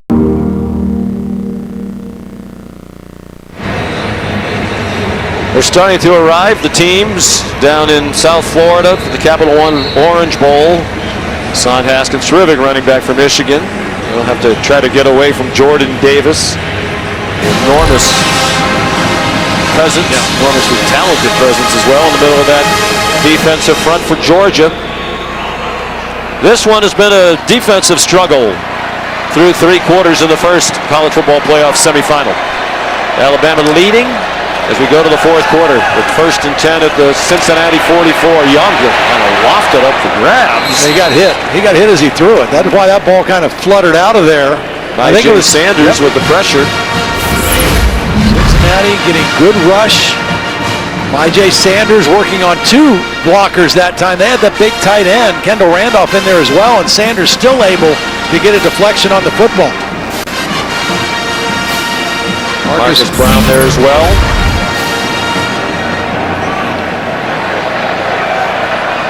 Second and 10. Bryce Young, 15 of 25 for just 155. 2 touchdowns, 1 interception. Finds Williams crossing. And finally wrestled down. Ooh, and some extracurriculars there by Deshaun Pace. And they'll add a penalty to the end of that. Tried to punch the ball out, it seemed, out of frustration after the play was over. And then the helmet wound up flying off Jamison Williams. And Jamison Williams did a good job of keeping his composure there too, because he has a tend to get kind of hot under the collar at times, and that's clearly a penalty on Deshaun Pace. He's going to get Alabama closer to the goal line. After the play, unsportsmanlike conduct on the defense, number 20. After distance to the goal. Number 1 may stay in the game. His helmet came off due to foul. First down. Loss of composure by Deshaun Pace. That is number 20's first unsportsmanlike conduct of the game. If there's another, he'll be ejected. It's interesting to see how Jamison Williams has adjusted to a new role. He's been more of a feature guy on 3rd down. He's been more of the crossing route guy. Shorter throws, a little bit of yardage after the catch instead of the streaking down the field and running for the big 50-yard plays. They've utilized him a lot more the way they did with John Mechie. He's done well.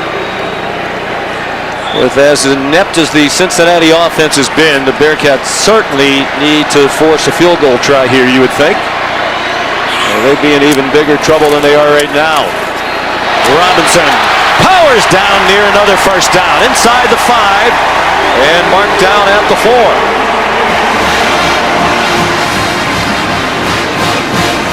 And they go quickly to the line. Cincinnati scrambling the line up. And a flag thrown. False start.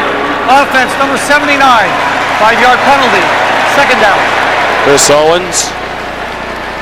Now they're trying to go fast there, and they didn't get set and get the play off that they wanted. Such a great play the time before with the power run by Brian Robinson, running behind Evan Neal. Great block on the left side. That time the right tackle with the penalty.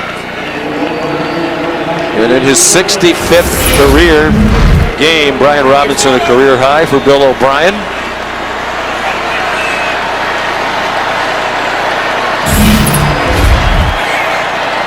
.173 yards rushing for Robinson. Young over the middle, touchdown Alabama, Cameron Latu.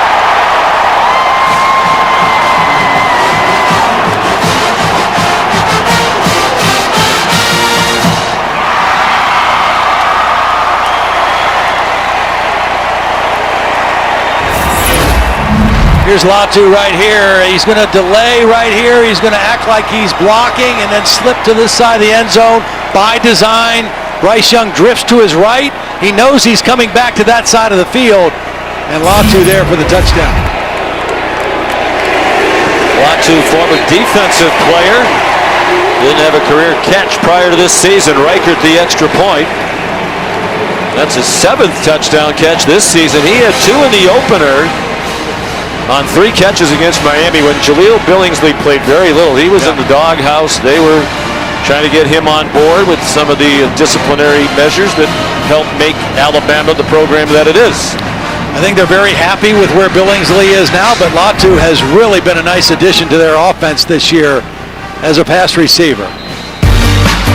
Here's a look at today's Goodyear more driven moment. Well, Bryce Young early was looking for other targets. It was Slade Bolden on a couple 3rd down plays. Hit him again for a touchdown. This was Alabama's first touchdown of the game. A lot of attention paid to Jamison Williams. Find another receiver. Slade Bolden stepped up early. He's Young doing a little bit of everything. This is the throw to Jameson Williams on 3rd down. Nice possession catch and turning upfield. And then just moments ago, finding the tight end Cameron Latu for the Alabama touchdown and a commanding 24-6 lead now. Riker hooks the kickoff. It stays in bounds, and it'll be a touchback.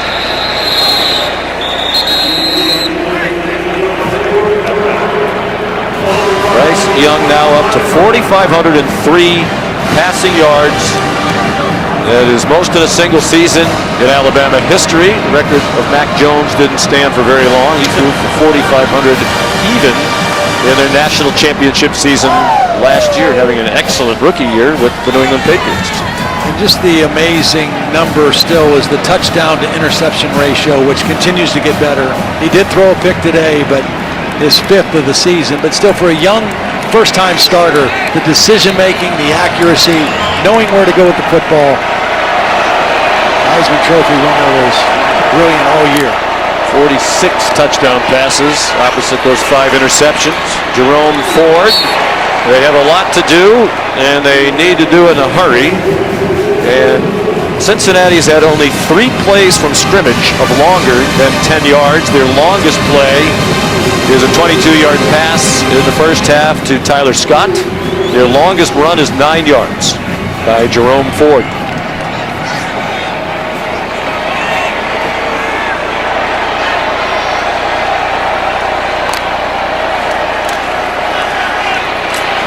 This Alabama defense has been difficult to run on all year. Really, the only team that ran with any success against them was Florida early in the year. They ran for 246. After that, Alabama's defense very difficult to run on. Some teams did throw the football and make some plays down the field, but today they have pretty much shut down everything that Cincinnati's tried to do. Came in 4th in the country in rushing defense, only Wisconsin, San Diego State, and Georgia better. And Bama allows only 2.5 yards per rush for the season. That's 2nd best in the country behind Wisconsin.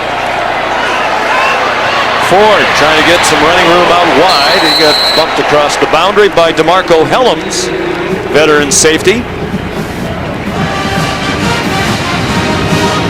I think this is kind of the Cincinnati coaching staff's worst nightmare, because their biggest concern was how would they hold up along the line of scrimmage on both sides of the ball. And they haven't been able to do a great job handling the pass rush or opening holes in the run game. Their defensive line has done a pretty good job of moving Bryce Young around. Ritter's had very few opportunities to throw it down the field, as he does there to Michael Young for their biggest play of the afternoon, to the Alabama 29-yard line, and a 28-yard gain. Well, Michael Young was lined up in the slot, just running a little skinny post, and Desmond Ridder put it on him for the big gain. Going with tempo as they have to now.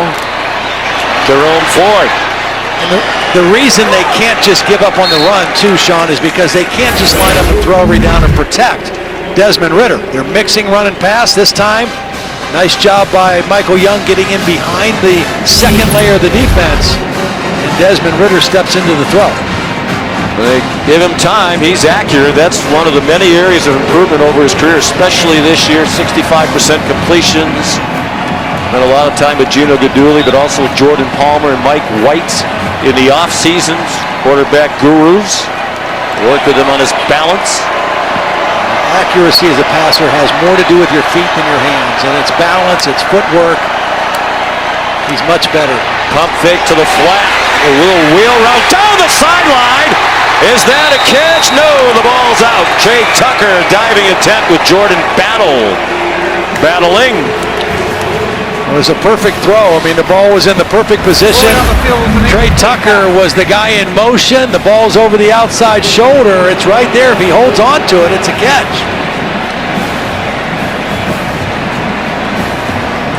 Never had control of it as he went to the ground. AT&T 5G pylon cam gives you a great look at it. Ball hits the ground. Didn't complete the catch either. There it is. No doubt about the call. You got got to be two-down territory here. Ethan Wright in at running back. He's just in there to block for the end around from Trey Tucker, who got stopped by Henry To'o, 2 yards short of the line to make, and they'll certainly go for this.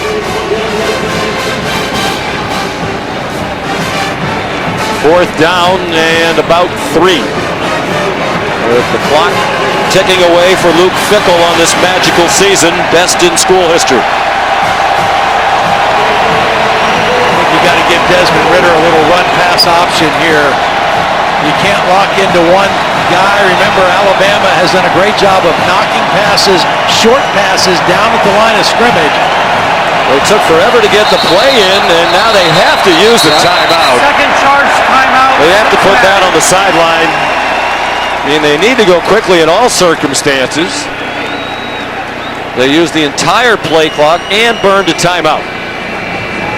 You're watching the Goodyear Cotton Bowl Classic.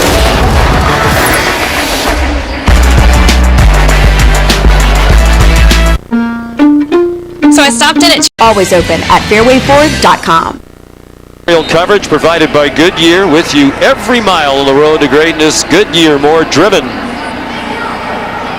Sun setting on the Dallas-Fort Worth Metroplex. We're inside AT&T Stadium, Arlington, Texas. Alabama trying to defend its national title, earn a trip to the championship game if it can protect this 18-point lead with just under 10 and a half to go. Any hope Cincinnati has, you would think, requires a conversion on 4th and 3 at the Bama 22.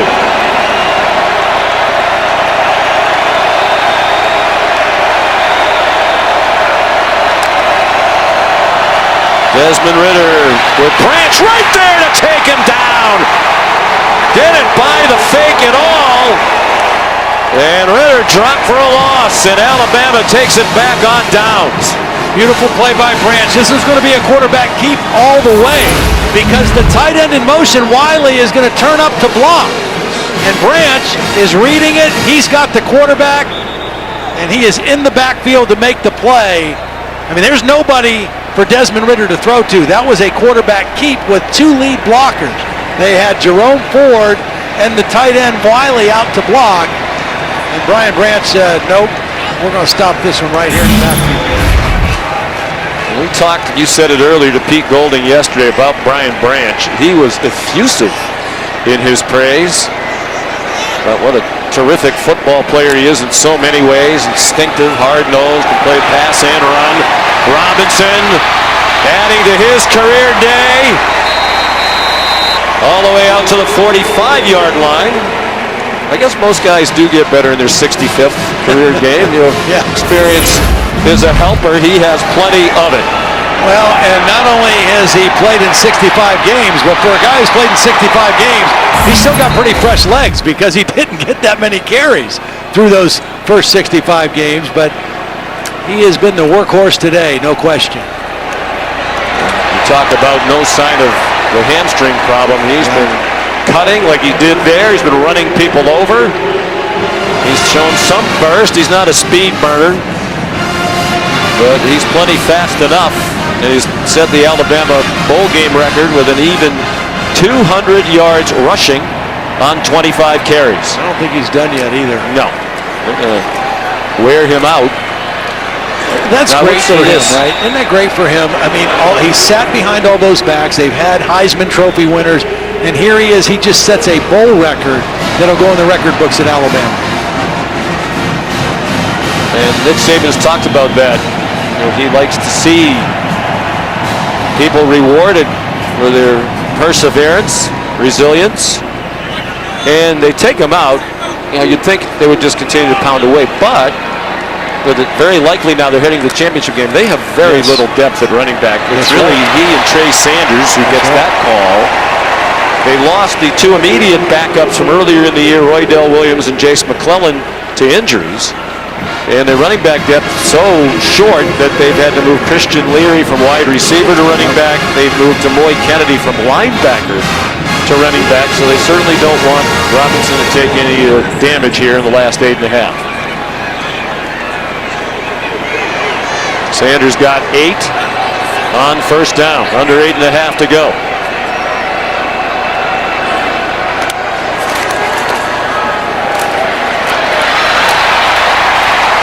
Sanders doing his Brian Robinson imitation.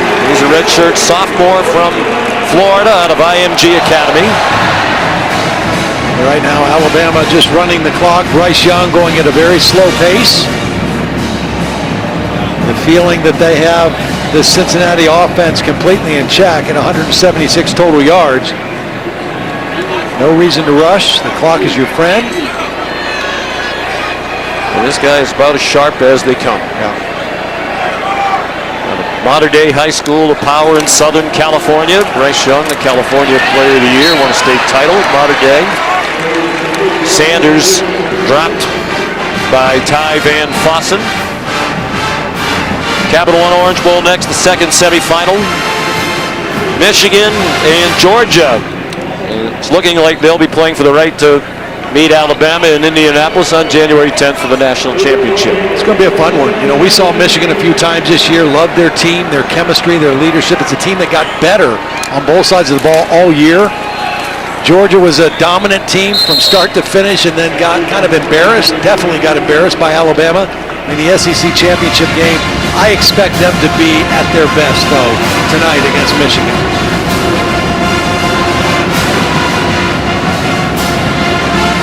Sanders, the last carry, he goes out. And Robinson back in on 3rd down and 8.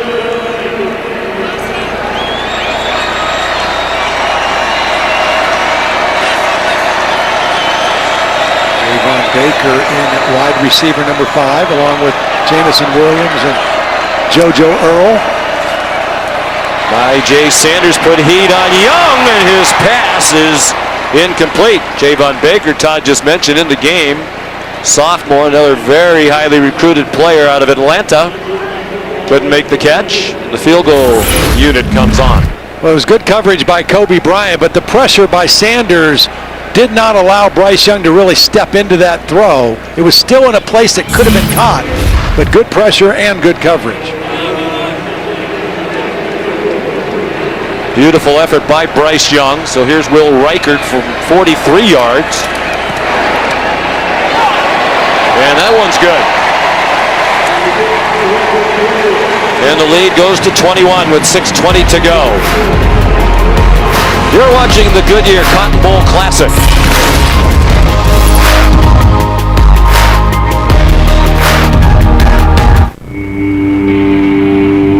What's in your wallet? College football playoff semifinal at the Goodyear Cotton Bowl Classic is brought to you by Goodyear. Discover the possibilities. Goodyear, more driven. AT&T 5G, fast, reliable, and secure. Modelo, brewed for those with a fighting spirit. And Capital One, what's in your wallet?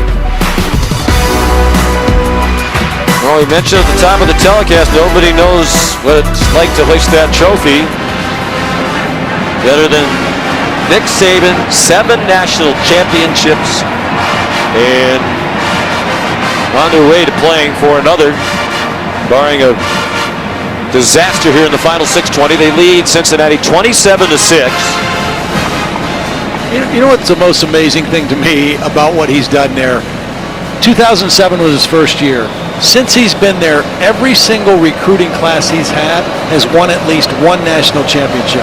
The 2009 class topped him, winning 3. That's just unbelievable that you could say any of his recruiting classes has been guaranteed to leave Alabama with a national championship. And it's really the recruiting that's the biggest part of it. Yeah. They have brought in so many great players and have a team full of them again.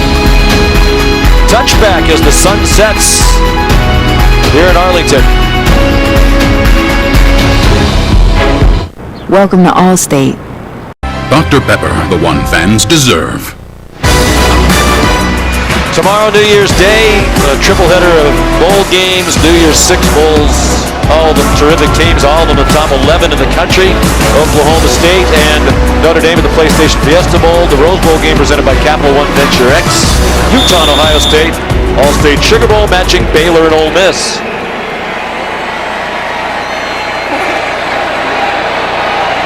Here it's 27-6, largest lead of the afternoon for Alabama. Trey Tucker takes the pass, runs out of bounds with an 11-yard gain and a first down. And that time they put Tucker in the backfield as the tailback position and threw the swing pass by design and showed his speed. He was a track athlete coming out of high school out of Akron, Ohio. Has developed into a nice receiver. Showed the speed on that play.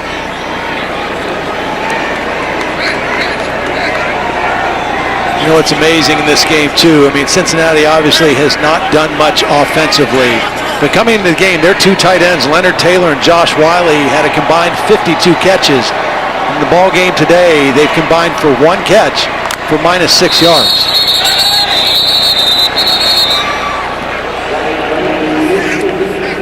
A little surprising to me because in watching the SEC championship game, offense number 56, 5-yard penalty, first down.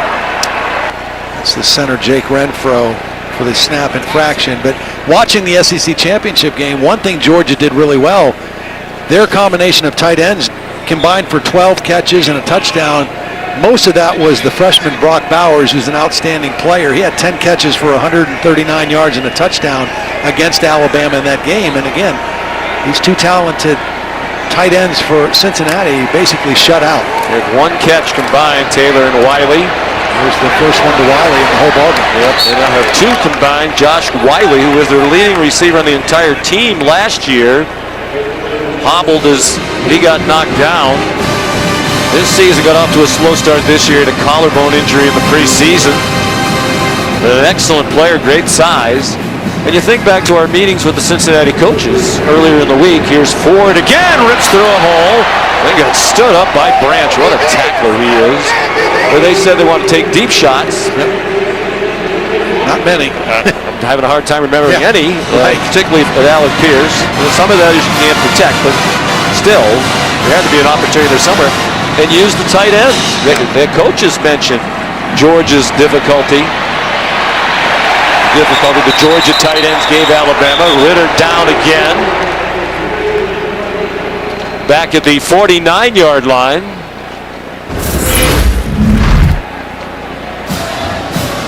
And just tripped over his own man. That's Vinny McConnell, who rotates in at right guard.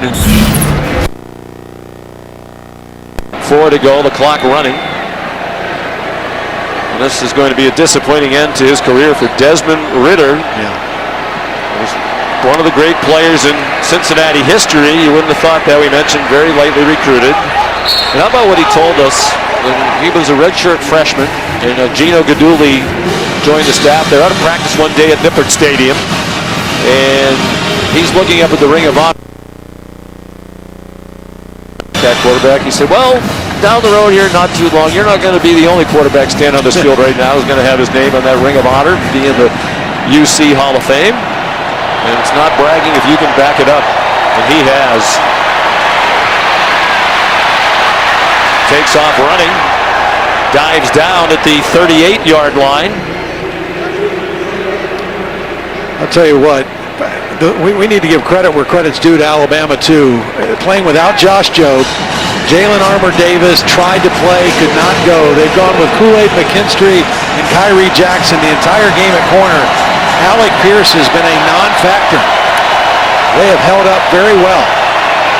Ritter under pressure on 4th and 5, throws it short at the feet of Leonard Taylor. And another takeover on downs for the Crimson Tide.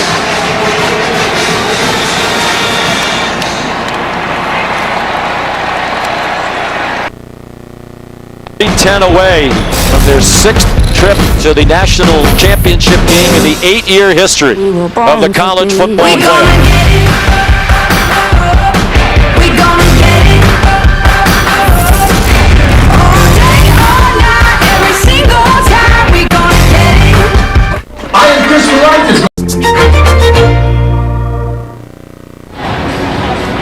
Coming up next, Michigan and Georgia, 2nd and 3rd ranked teams in the college football playoff. Michigan, Big Ten champs, first time since 2004. Georgia in the Orange Bowl for the first time since 1960. Trying to earn a rematch with Alabama. After the Tide handed them their Only defeat of the season. Knocked them out of the #1 ranking with that win in the SEC championship game almost 4 weeks ago. Trey Sanders runs for another first down. And Alabama continues its dominance. 7 appearances in the college football playoff is the most. Clemson with 6. They made it 6 in a row prior to this year.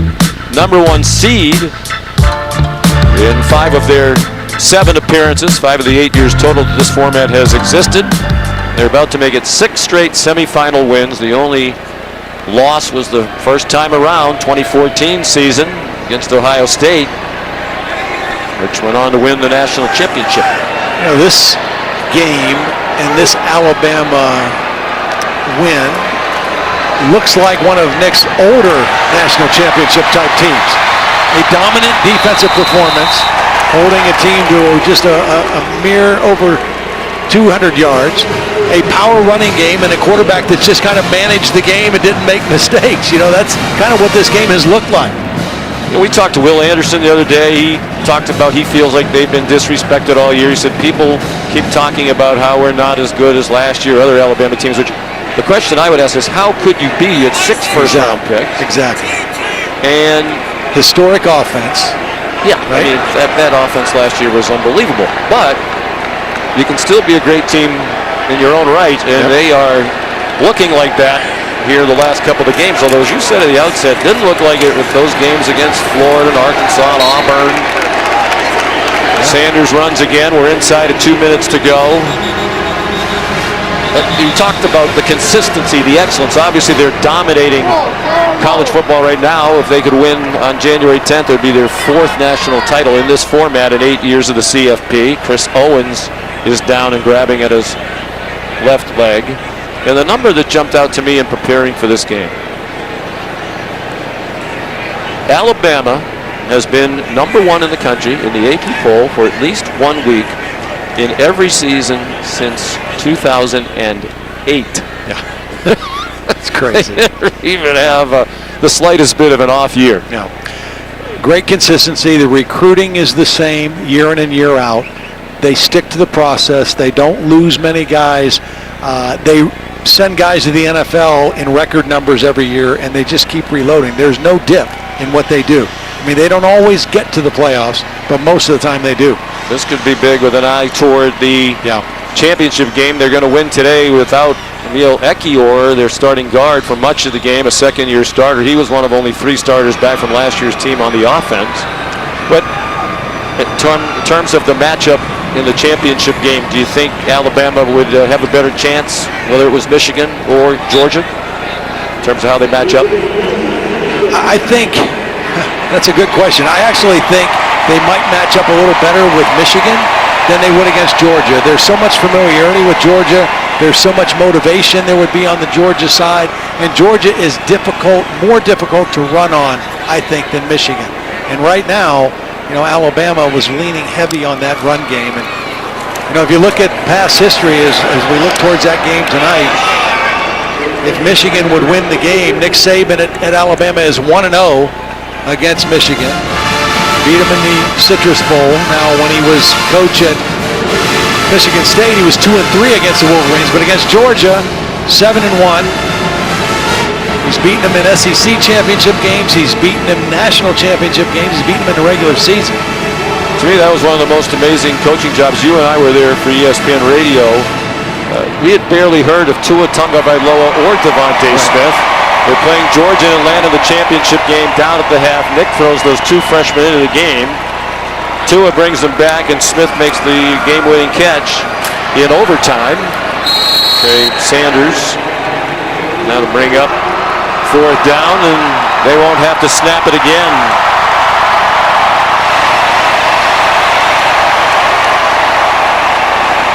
Nick Saban, if he hasn't cemented his legacy as the greatest college football coach of all time, he has certainly taken another step in that direction. First time Luke Fickell had ever faced him, Saban has now won 36 games in a row against coaches he has faced for the first time. Don't forget to tune in for the Ram Trucks postgame directly following the conclusion of this telecast, which is in just a moment. But first, let's hear from the legendary coach with Laura Rutledge. Thank you, Sean. Coach, you're headed to another national championship. What can you say about the performance of your team today? I was really pleased with the way we played in the game. We knew it was going to be a tough game. Did a great job of running the ball offensively. Defense came up with some really big stops, some really big plays in the game. So I'm really proud of this group to come this far. So, they got an opportunity now, and now's not the time to be relieved, but it's also time to enjoy what we accomplished tonight. A key sequence in the game when Bryce Young threw the interception, then your defense responds with 3 huge plays. What did your defense show you today?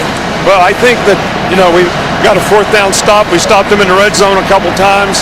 After the turnover, that was big because they could have got right back in the game. So I think the guys really competed well in the game tonight. Brian Robinson chose to stay at Alabama, playing behind or waiting behind other running backs, and then has a career day today. How rewarding is that for you to watch? Well, we love it when B-Rob gets rolling, and we knew that we'd have to run the ball in this 3-3 stack stuff that these guys play. He did a fantastic job. The offensive line did a really good job in the run game, so I'm really proud of B-Rob. He's a fine young man, and to come back to play this year, he's really created a lot of value for himself. All right, you're probably getting impatient with me by now, so I'm going to let you go. All right, thanks. Appreciate it. Happy New Year. Let's go to Molly with B-Rob. Brian. Brian, congratulations. Your team thrives in the postseason, and you set an Alabama school rushing record during bowl games today. What does it mean to you, the fact that you were able to accomplish that feat ahead of all of the people that you waited by? As a kid from Tuscaloosa, what does it mean for you to be able to do that today? I mean, just after all that time, just stayed the course, trusted the process, I just knew it was going to work out for me in my favor. I just kept working. When the opportunity presented itself, I was ready for it. How are you able to find the most success on your biggest stage as a starter? I mean, it's a great feeling, man. Just having this team behind me, this team trusting me to go out there and just give it my all. Man, I'll do anything for this A on my chest, man. I'm glad I got to show the world, how much this university means to me. Yeah, you told me at the beginning of this season you've been waiting for this opportunity your entire life. What is it like to help lead your team to a national championship game? I mean, this is like a dream come true. I waited all this time for this opportunity. When the time came, I was ready for it. And we came out here and we did what we had to do. Next up, it's the national championship game. It's either Georgia or it's Michigan. You know everything about Georgia. You know how to beat that team. Do you have a preference for who you'll see? I mean, these guys play tonight. We'll see who we play later on, but same game plan. We got to just prepare for whoever we got next. Just come out and play our best game. All right, congratulations on the win. Thank you. Thank you. Well, lots unpacked there. Came into the program in 2017 and back up until this year, and he sets the Alabama College Football Bowl game record for rushing yards with 204. You saw the graphic at the very end of the interview with Molly. That's the 3rd most rushing yards in a college football playoff game. This format now in its 8th year, and the only player who's rushed for more is Ezekiel Elliott. Of course, has started this building for a while now for the Cowboys. He did it twice in the same year, 200 plus in 2014 when Ohio State won the national championship in the first year of the CFP with 230 yards against Alabama and 246 in the championship game against Oregon. And it started from the very first offensive play. They ran the ball 10 straight times to start the game. Well, Brian Robinson is a downhill power runner, and I thought it was very interesting and very smart. Bill O'Brien's plan was, look, we respect their secondary, we respect their pass rush, we think we can be more physical at the line of scrimmage and run the football, and that they did. This one goes as a pass completion to Brian Robinson. But Brian Robinson was a man all day, very difficult to tackle, but a lot of credit goes to that much maligned Alabama offensive line too, because Alabama's coaching staff literally put it on the line, said we're going to run the football against this unique defense, and if we do that, we'll be in good shape to win the game, and it worked that way. There's so many things, if you looked at the numbers, you'd wonder, how did Alabama win? Bryce Young had a season-low passing yards, that excellent secondary for Cincinnati held them to 181. Now, of course, a lot of that was they were leaning very heavily on the run, successfully so, as we just saw. And Jamison Williams, we thought he'd be more of a factor than usual without John Mechie. He wasn't much of a factor, was in the short passing game, but they didn't need him going deep. They lost another offensive lineman or two during the game. They just kept on dominating the line of scrimmage. Impressive on both sides of the ball in many ways. Yeah, absolutely. I mean, it was a dominant defensive performance. I mean, as you heard Nick Saban tell Laura, I mean, they got a couple red zone stops. They got a couple fourth down stops. They came on the field after the turnover and got another stop. So this was a defense that played at a very high level for the entire game. You know, they gave up a lot of yards and points to Georgia, even though they won the SEC championship game. This was a complete shutdown of a good Cincinnati football team. Indeed it was. This is the Ram Trucks post game. Let's send you down to the podium now. Here's Molly McGrath with the trophy ceremony. Ladies and gentlemen, welcome to the Goodyear Cotton Bowl Classic trophy ceremony. Congratulations to both teams on incredible seasons, but especially congratulations to the #1 team in the country, the Alabama Crimson Tide.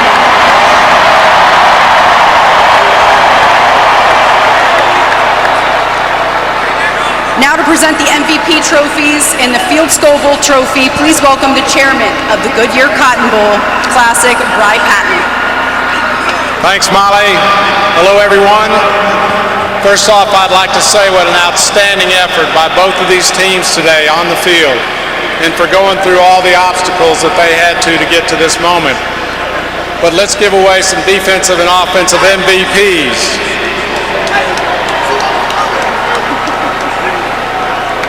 The Felix McKnight Award for the most outstanding defensive player goes to Will Anderson, Jr.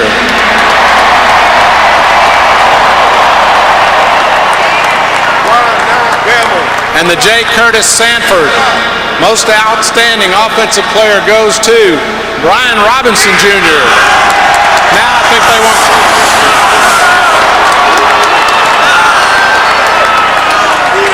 Well, you told your team this week that you've never experienced a bowl week, but you have experienced a championship ring. In a year full of adversity, what did it take to get to this point and to get back to a national championship? You know, it took a whole lot of hard work, blood, sweat, and tears, day in and day out. You know, preparation, making sure we was all on the same page, everybody locking in, everybody being on the same page, and that's what it took to get here. And roll tide. And B-Rob, this is a special group, a younger group. You were one of the veterans on this team. You guys matured, but why is this a team that could win back-to-back titles? Man, because we just know how to fight, man. We know how to fight to the end. We know how to come together as a team, as a unit. Man, we just warriors, man. We fight to the end with everything we do, man. That's why we're gonna win and not repeat. Congratulations, Bry. Back to you. Thanks, Molly. Now it's my honor. Whoa, here we go. It is my honor to present the Field Scoville Trophy to the champions of the College Football Playoff Semifinal and the '86 Goodyear Cotton Bowl Classic to Coach Nick Saban and the Alabama Crimson Tide.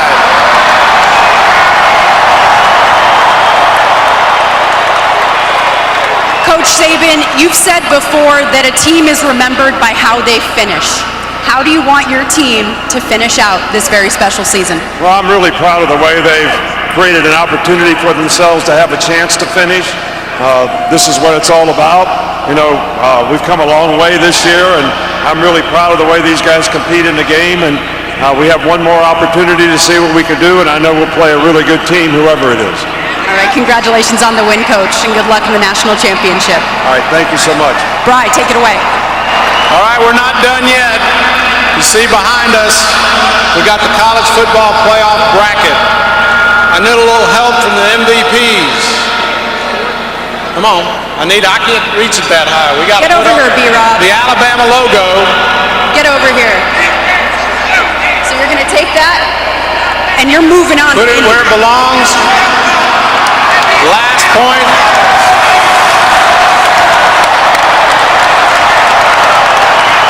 Congratulations to the Alabama Crimson Tide on a great win.